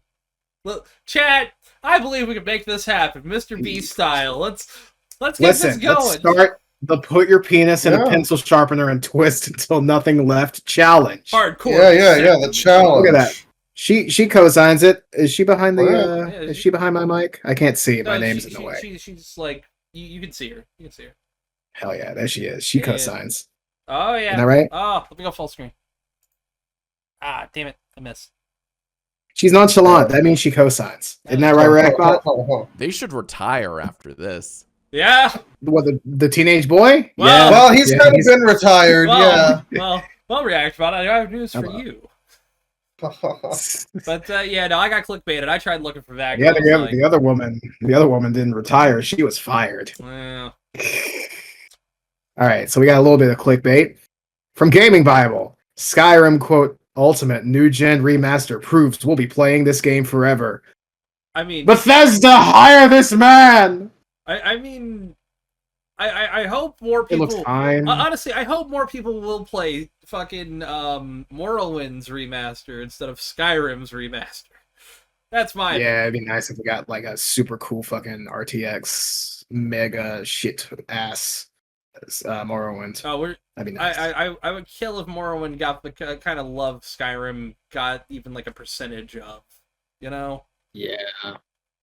I mean, it does by the fans. Yeah. That's probably honestly better than being love for Bethesda. Imagine if Morrowind Special Edition came out on the 360. Can you believe we're getting another DLC for Starfield? Seriously? They're not finished? There's a lot of rumors lining up to it for people who are actually credible. They're really having... Yeah, I'm not touching that one. True. Hell yeah, React. They really have to pretend that people liked fucking Starfield. This is great. I mean, I do know that some people really did like it, and people actually with good opinions, which is shocking. The concept of Starfield is better than the execution of Starfield. And that's the thing. As soon as I can run it, I would absolutely get that shit to mod the hell out of it instantly and have the ultimate space game. However, I would have to mod it for that to happen. Heartbreakingly, the ultimate space game currently already exists, and it's No Man's Sky. Yeah. I would rather that not be the ultimate space game. No, but it is. But they're actually, like No Man's Sky is fine, but it's just fine. But they're doing so much shit to actually make it the ultimate space game that I have to respect it. Kind of as it's just not super my thing. I do prefer the Bethesda gameplay style, as shallow as it is. But be glad though that tragically before this, the ultimate space game was EVE Online. Yeah, it was. That's rough. Imagine, all right. We were talking about MMOs before, really quick. Imagine being addicted to fucking EVE Online. That is fucked up and sad. That is a step too far, you know? That is bullets dodged. We could have been those people. Think about that. Speaking of, I have to bring up one of the best comments we've ever got. I could have been one of those people. One of the best comments we've ever got is that we are a multiverse, like, different timeline versions of the same person. And kind of. I get that. Let me pull that up. Actually, this guy's spoiling the future plot lines. I'm sickened. I'm mad. It's like in One Piece at the end of some of the SBS things where it's like, hey Oda, draw Usopp in the future, and he'll do like a good future version essentially, and like an alternate future where he's like fat and disgusting, and he's like, I used to be a pirate of the sea. Let me tell you all about it. And then one that's flattering and one that's less flattering. I'm the less flattering version after the The incident. Don't worry about it. More flattering? That feels bad. That Listen, doesn't feel right. We don't talk about how he lost his arm. Yeah. Look. There were a lot of circumstances involved. Really maybe there were some teeth where they shouldn't be. I thought I had it on the dresser. It turns out it was downstairs. I don't know. I don't know how I keep losing it. There was It's a frequent experience. Have you checked behind the sofa? Oh, probably there. It might be there. Yeah. Sometimes you just put it up on the top, like a remote. Yeah, while I'm busy fucking the sofa, I have to put the arm on the top. Oh, JD Vance! Such a wonderful guest today. Ooh. Yeah. Got it. Anyway, if only JD Vance had a recognizable happy voice. to be here. Other than he's very whiny. Like he has that in his voice, but here I am. I'm JD Vance, and we should shit all of our pants right now. God, I wish one of us press X to doubt. Shut up. I wish one of us could do the RFK voice, the really fucked up voice. That's kind of. I can kind of do it a bit, but it really hurts my voice. It's almost like you're doing Barney Fife a little bit. Yeah, Barney Fife, but he's like constantly suffering from tremors. Yeah, he's currently dealing with an earthquake while he's talking. He's having a seizure during an earthquake. Actually, no. I bet during an earthquake, RFK Jr. sounds perfectly fine. He sounds like fucking Keith David. Hello, Mr. Trump. I understand that we're currently suffering an earthquake, but now, oh God, it's done. It's over with. I don't think there's. You know what you gotta also do? You kind of have to do the Dale Gribble voice a little bit. Yeah. Hank. I don't wanna hurt my voice. And we're streaming tomorrow, probably. Hank. Anyway. I don't like vaccines, Hank! God damn it, that's good. Oh, I need to oh God, I forgot to say something about it, but fucking RFK is like vaccine bad or something like that. I haven't been paying much attention, but Trump, he says, listen, we have some very good vaccines. I like the polio vaccine personally. I'm a big fan. I do love how sometimes he's so against his supporters and all that. Because admittedly, one of the better things that Trump did in 2020 was Operation Bring the vaccine out. Yeah, it was objectively and everybody one of the better things. The thing that everybody fucking blames Biden on, first of all. Yeah. Oh, dude, I had to tell someone recently, because somebody I know brought up the Obama, Obama's when the market crashed. I'm like, Obama was not president in 2008. Hold on here. He was president in 2009. It's he wasn't a great president either, but associate what goes where. We should probably wrap up soon. I kind of want to. I'm hungry. I have something that I want to do in 10 minutes. Oh fuck. So yes. From Gaming Bible, Stardew Valley meets Resident Evil in Steam's latest free download. Oh boy! Oh, yeah. I can only find this one, but the actual answer to this is so fucking stupid. It's like a fucking harvesting field or something. It's a game that Wubby recently played on stream. I knew about the game before I saw this article. Oh shit! And it really isn't Stardew Valley meets Resident Evil. It's like Unity game meets collect my 8 pages or something like that. It doesn't look good. Is it co-op? I don't know. I'm curious now. But it is a farming game, but that's the only fucking link it has to Stardew Valley. There are no other people from as far as I know. Are there liquors making it Resident Evil? No, it's only vague horror. From what I saw, I could have missed something. I usually watch Wubby streams off to the side playing something. They'll never do Fatal Frame. They'll never put Fatal Frame in that fucking title. They ain't gonna get the clicks. Sad. Tragically. If they make another fucking Fatal Frame, it's probably going to be Resident Evil meets Pokemon Snap in new game and long running series. It would be fun to try to imagine myself for saying that. How to describe a game you like through the lens of a Gaming Bible clickbait headline. We should make that a game. We should make that a game. That sounds good. We really should. Oh, that would be actually perfect because you'd have to describe an older game using the SEO popular buzzword games of now. Yeah, it'd be basically like- do that. Pretend like the old games that like just Okay. coming out. I got Like Banjo-Kazooie would be like... Save it for later. We'll do a segment Can I do this. one quick one? Because I'm not going to use this one. Oh, all right. Mario Party meets BioShock in unique Xbox game. Fusion Frenzy? Nailed it. That's how they would do it. That's how they would do it. I'm so serious. Yeah. That's how they would do it. It's From true. Comic Book Resources. Yeah. 10 long SNES games that take forever to complete. Now listen, I mean, it's been a while since I played any of the old Final Fantasies. I really want to replay them. Harvest Moon, yeah, that's a game that theoretically could go on as long as you want. Yeah. Chrono Trigger is super fucking short for a JRPG. Are you kidding me? Isn't it like 20 to 30 hours? Like Less. Oh, it's like 15? if you know what you're doing, about 12. Okay. All right. So If for you me, don't, it'd be maybe about like 15. I mean, the people that are reading a thing like this don't know what they're doing. Resources, So, that's 72 hours. Yeah, probably. For Comic Book Resources, it's like weeks. Yeah. straight. Well, you got to learn how to speak English first, so that's the whole thing. Listen, the thing that always gets them is the secret code, Look, Zaby, XABY. They don't know how to put that in. There's no text box. There's no fucking name entry. For the average How would you ever know? Viewer or user, they would have to read out loud all the cutscenes, so it's gonna take a little bit. They have to phonetically read it.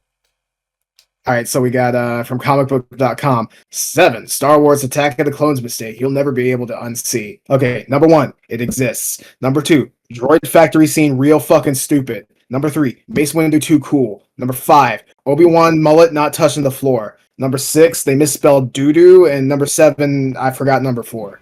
Fair enough. Something like that, yeah. Very good list. Yes. Free on Steam, Fallout meets My Little Pony with 98% positive reviews. That checks out. I mean, yeah, I feel like those two audiences do have an overlap. Oh, the Venn diagram. Is it an official Fallout Equestria game? Is that a thing? I think. I don't think it's like official, but it's like it's. I'm not sure how it's on Steam. I guess if it's not, Well, it's a fan work. They've been allowing fan stuff on very case by case basis, but yeah, that's just something I wanted to show you guys because I feel like you would really enjoy the fact that this exists. Here's the thing. I love it. This cannot Aren't you happy? There are a few Fallout mods. Did you like it? There's a few Fallout mods that this can objectively be better than. This can't be as bad as a couple. Some names I'm not going to name, but some names could be named. Listen, I'm a sick fuck. I like a quick fuck, you know? The only thing I can imagine is it's got that Half-Life mod Alex modeling at some point. Fully modeled! Fuck you, Reactbot! Fair.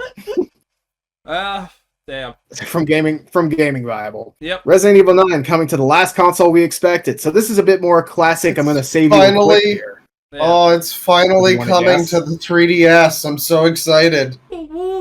PlayStation. I was so upset when I was very upset actually when Resident Evil Revelations 2 didn't come to 3DS. Hey, remember where you came from, Capcom. It came to a Vita. Yeah. It did, Vita and it looks live. horrible. Vita means so it's probably a good thing that it come to the that it didn't come to the 3DS. Look, that game was a much bigger game. I get it. Like, so Bane, yes, you know this. I do know. Claw, this. What console do you think it is?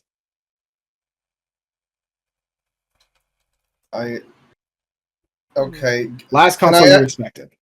Can I get a? Okay, it's not the Ouya. Can I just say, is it one of the like fake streaming consoles? Like the no. Okay, it is a mainstream console that you could conceivably go and buy now. Yes, conceivably. Conceivably. Okay. There also is a second one, but the main one, Xbox One. Yeah. You're kind of in the same ballpark close, there. So no cigar. There is a rumor, by the way, this is all according to rumors, that it's coming to Switch 2, which I would say isn't surprising. Yeah, that's not and shocking. PS4, which is surprising. Because if it can run on PS4, if this rumor is true, I might be able to run it on my PC. That's possible. The Fox engine, the RE engine, is actually pretty well optimized. It's actually magic. People used to like MT Framework for how optimized Devil May Cry 4 was. Oh yeah. I was that was empty. concerned Yeah, that about was the empty Fox engine framework, for a but minute. oof, I'm sorry. it was still so good. But yeah, Sadly, the special edition is a bit silly. I would also put it still runs well, though. I'd put solid money that when they announce the Switch 2 version, they'll also announce native versions of 7 and 8 and 2 and 3 remake. I feel like that'll happen. Because that's what a lot Actually, of weren't they already? They were cloud. They were announced? cloud. No, I don't think they were. I think I might be thinking about the next gen updates. Actually, yes. They got Xbox One and Xbox Series and PS5 versions. So yeah. So yeah, hopefully it does come to PS4 so I can actually play it, because I've been saying for years and years and years I have wanted a Resident Evil game that takes place in the bombed out Raccoon City. Yeah. I didn't even think that it. You know. I didn't even think that if it did happen, it would be in a main series game. I was thinking Revelations 3. I was 100%. That'd be Revelations 3 territory. I'm also curious on why we've not had a Revelations 3. Revelations 2's ending sets up something incredibly big that nobody has touched on yet. It might be just because it didn't sell quite so well. But they ported it. They ported it to everything, though. Even they ported it to Switch later on. So that the Switch port's actually pretty good. It is because it runs decently. It runs at 30, which I first played that game on the 360. It ran at way less than 30 on that. It ran at 15. I remember that shit. So, I was there too. It was an upgrade from what I had played previously. And the gyro aiming was pretty good, and it had a ghosts and goblins. The good thing is it has a double buffer. No microtransactions. Well, ooh, it does. It does. So on Switch 2, immediately it's 60. It's frames. Locked. No, it's 60 frames. It's insane. Oh shit. Yeah. Oh shit. It's fucking wild. It's one of the few upgrades where I'm like, oh, that's just a straight up upgrade. All right. Okay. Nice. All right. Let's hurry up and wrap the rest of this up. Liam Neeson's $745 million blockbuster remains a forgotten fantasy gem. From Comic Book Resources. Do you want to guess what it is? I kind of saw it, Claw. Did you see it? Is it the wolf one? No, it's not a fantasy. That's not a fantasy. No, I guess not. I know what it is. I can't say it. Yeah. Oh, was it the Golden The Chronicles of Narnia, The Lion, the Witch, and the Wardrobe, which is one of the most recognizable fantasy things of all time. So yeah, everybody fucking knows Mr. That it was Tumnit. I would never have assumed that was it, because that is not forgotten at all. I was thinking of Chronicles of Narnia the day before I saw this. I mean, I was never a big fan. To be fair, it was under the proviso that I was thinking about Lazy Sunday, the song, where we all love that chronic, Chronicles of Narnia. Yeah. Oh man, I haven't thought of those fucking the movies or the book in such a long time. I never really liked the books, so I never really watched the movies. I'm gonna be honest. It's been way too long since I've actually seen them. I don't remember if they were good or not. Funny enough, I liked reading okay, this is a new interesting one. Yes. Oh, okay. I was just scrolling to this to prepare, but if we want to go ahead, so guess this site that had the site that had this headline. Quote: 18 discontinued Pop-Tart flavors you can't find at the store anymore. I was looking for a specific discontinued Pop-Tart flavor last night that my friend mentioned.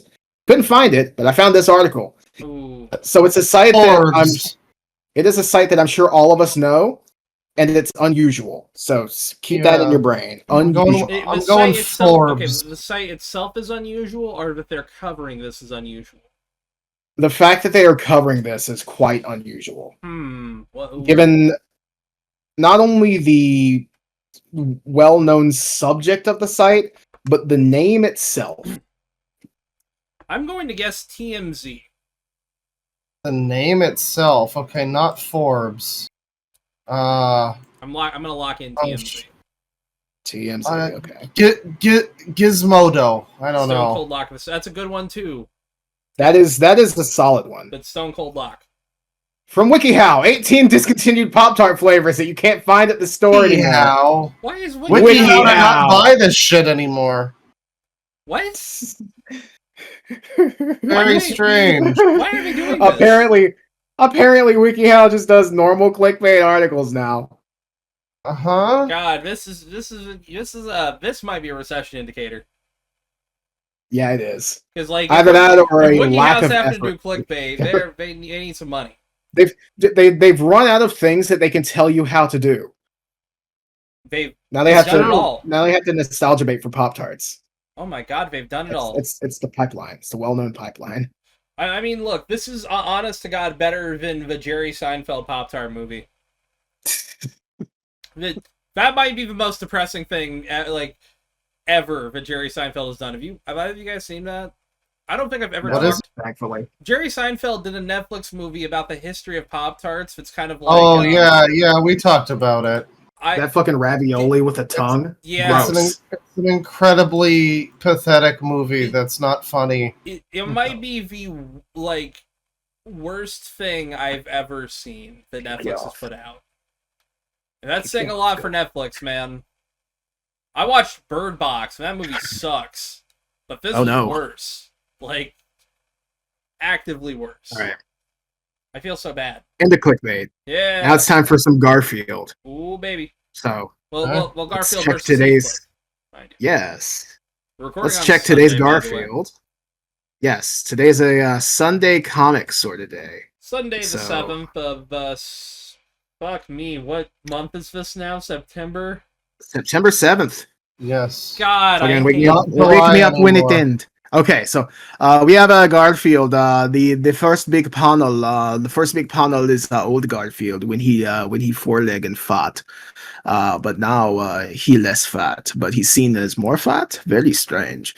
Garfield's sleeping. He sleep with the big Z. He look very content and happy, and he's sitting next to alarm clock that show like a 7 a.m., 8 a.m. And the alarm clock in next panel, it go bring with 3 eye, a lot of eye, and the alarm clock shaking, and Garfield he opened his eyes, very crazy eyes, very funny, very ha, and he's shaking and hi, and Garfield he think God too early. And then next panel, Garfield outside in the big sun. He's standing on the grass. He's sweating and he look miserable. And he think too hot. And then Garfield he back inside and he's standing next to a window air conditioned unit like in America. And he thinking he going bird. He's shivering with his arm crossed, and he look very non-content, and he say too cold. He think too cold, and then Garfield sitting next to Jon. He's standing actually. You have a staring contest with Jon. Yeah, Jon have him hand. He leaning on the table. And he look bored as well. Garfield also look bored, and Garfield he thinking too boring. And in our next panel, Garfield standing next to Odie. He also look very nonplussed. Garfield do, and Odie look excited. He's standing on 2 legs. That's actually very strange. Odie standing on 2 legs, very weird, and he wagging tail. He got tongue out like Freaky Man. And then the Garfield, he look nonplussed. He think too annoying. And then in final panel, he's sleeping again. He look very contented and happy. And then he's sleeping next to big hammer. And then a broken alarm clock, implying that he smashed with hammer. And he think juiced right with 3U. Yes. And that's end of comic. That's pretty good for Garfield. I hate to give it to Garfield. Here's the problem I immediately have. This joke is too stretched. You could cut out literally 4 panels and the joke would be better. True. Yeah, honestly, just cut out these middle 4. You have a decent 3-panel setup. The problem is this is a Sunday comic, and he had to stretch it out. You don't even have to have him thinking.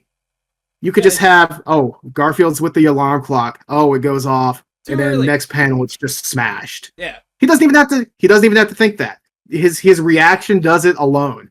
And then boom, smashed fucking alarm. I don't hate the too early Fuck it. reaction. I'm reducing it to 3. I'm gonna be real. This is a 2. You could have it just be. You could have it just be him giving a big Z, and then he wakes up, and then he hits the alarm clock. No need for any words, frankly. Funny enough, it would actually be even better if he didn't even hear it ring. He just smashes it. I would.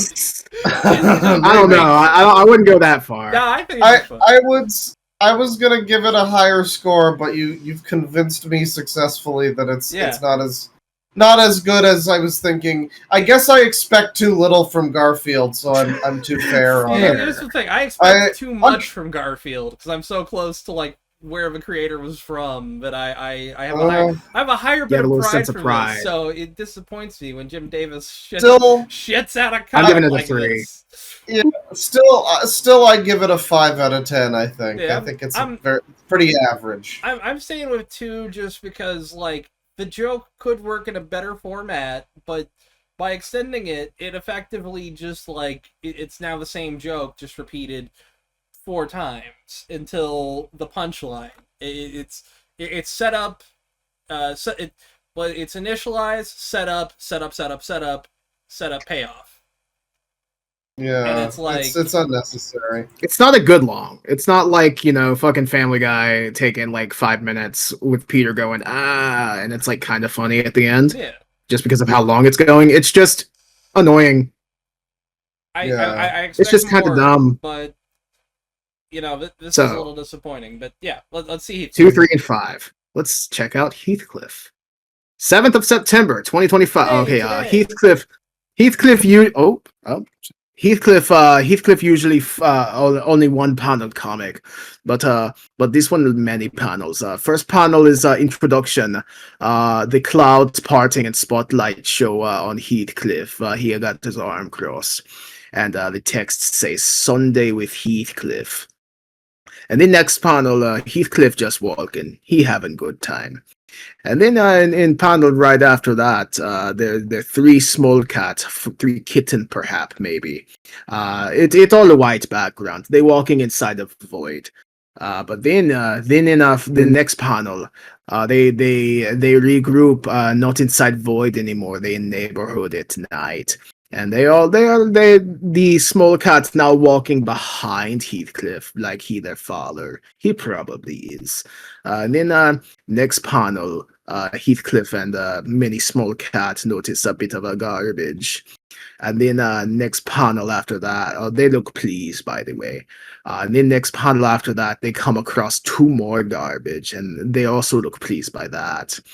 And then Heathcliff, he yump and turn the garbage over with the fishbone and 2 pieces of paper perfectly flat. And it looked like cum coming out of the garbage. And it say kablang as the 3 small kitten check out what Heathcliff doing. And then in our next panel, all 3 small little kitten cat, they do the same. They flip the garbage with the 2 perfectly flat paper, and it's a ka blang blang blang. They do not repeat ka because then it become KKK, and that's not good. Yeah. White background in last 2 because they return to void. But then Heathcliff and all the kittens sitting on top of the garbage that they turn over, with the cum dripping out, and they eating a big fish bone. And the 2 bird in the nearby tree, one say to the other, "Garbage night orientation." And then extra panel, little bit of a kitty corner. It's a Morgan Ekrud of Philadelphia says her cat Samantha is the best kitty. She also has 2 brothers, Olaf and Taz, and a little artist depiction of the cats underneath. Okay. Also incorrect. My cat's best cat. It's true. I give it a 6. It's fine.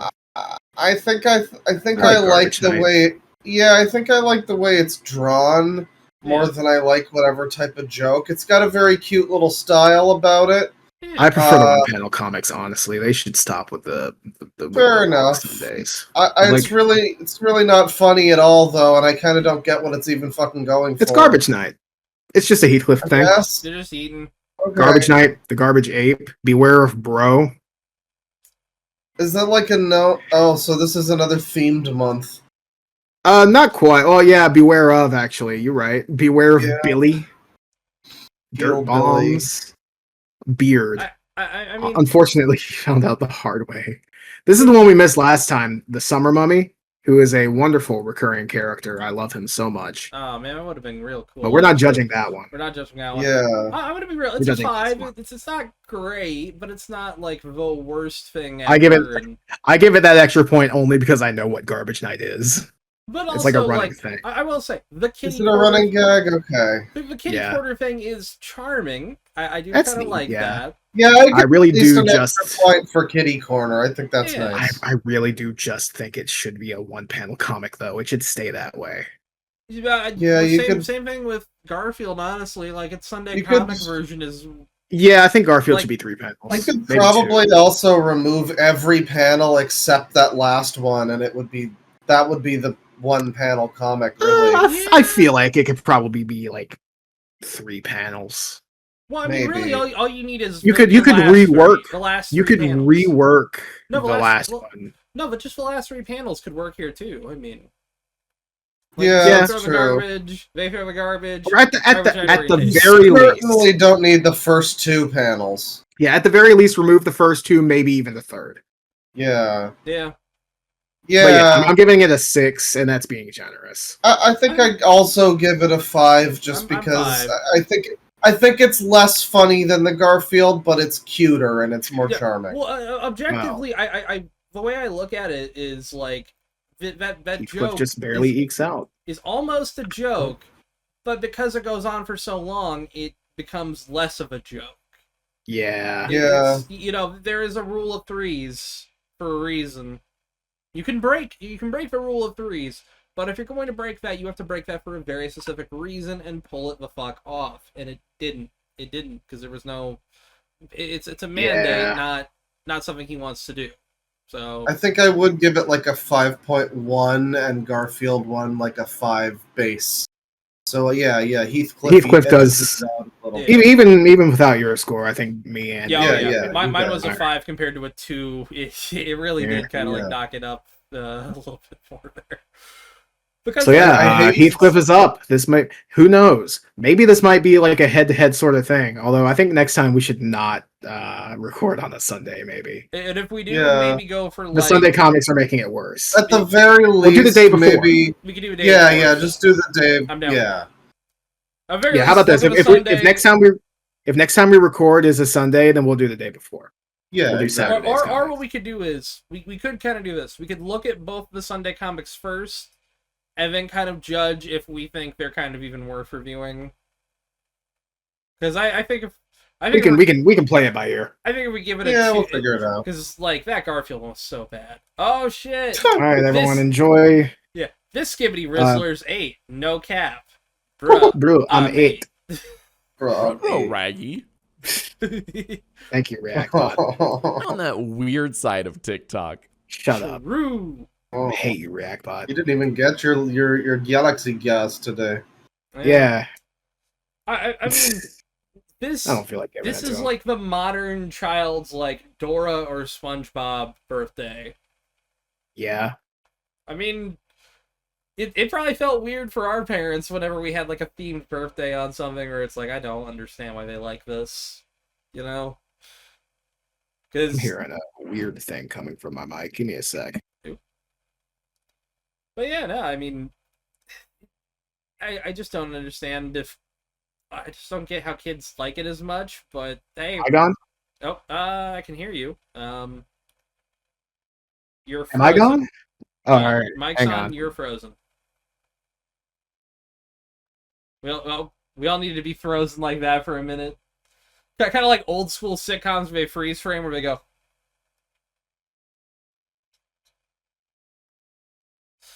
What the fuck? It's like, oh, whoops. Well, on the Am I note back? of technical difficulties, he's back. Yeah. Funny technical difficulties. Loud equals funny Patreon. Patreon.com/loud equals funny. Patreon.com. Buy Tristan a computer. Yes. Please. Tristan is the CPU of this podcast. He thinks for us. I'm running at 7 megahertz. That's not a lot. I mean, he's a Pentium 4, but it's 2025 now. You know. Yeah, he's got to pour gasoline into his fucking computer every time to get it running. He's got to like pull start that bitch. Just come on. Sometimes you gotta fucking put a defibrillator into it and shock it back to life. Oh yeah. Yes, actually, I had to do that yesterday. Oof. Oh my god. Well, I think that's all I got. Anything else? You got any streams or anything you got going soon? You want to announce, Claw, or I don't know. Oh, I've got a big 4-hour video about the time that I turned into a chud watching a fucking video from a Zoomer. It's fine. It's gonna be coming out and probably by the time this episode's out. So go check it out. 4-hour video paired with "It's Fine" is a great combination. It's not fine. The stream was 10 hours, and the vast majority of the stream was talking about this one subject. So I had to do quite a lot of paring down on this one. You're just cutting and chopping as much as humanly possible. I get that. I'm actually going to really quick share my screen. So I share my ReactBot stream so that ReactBot can get his final word in. Mr. Bot, what do you have to say? All right, start it. All right, all right. So with that, we have been Loud Equals Funny and episode 92. ReactBot, yeah, 91. Or 93, sorry. Close enough. I did it in the opposite. I went 94? 1 over in the opposite direction. 93. 97, got it. Sorry. Yeah. Yes. So, ReactBot, take us out. What do you got to say? And then we'll do our penis. If you know, you know. He stuttered through that, but hey. He tried his best, but you know. Is what our founding fathers wanted? It is. Yes. Loud equals funny. Not. Penis. Penis. Penis. Yeah.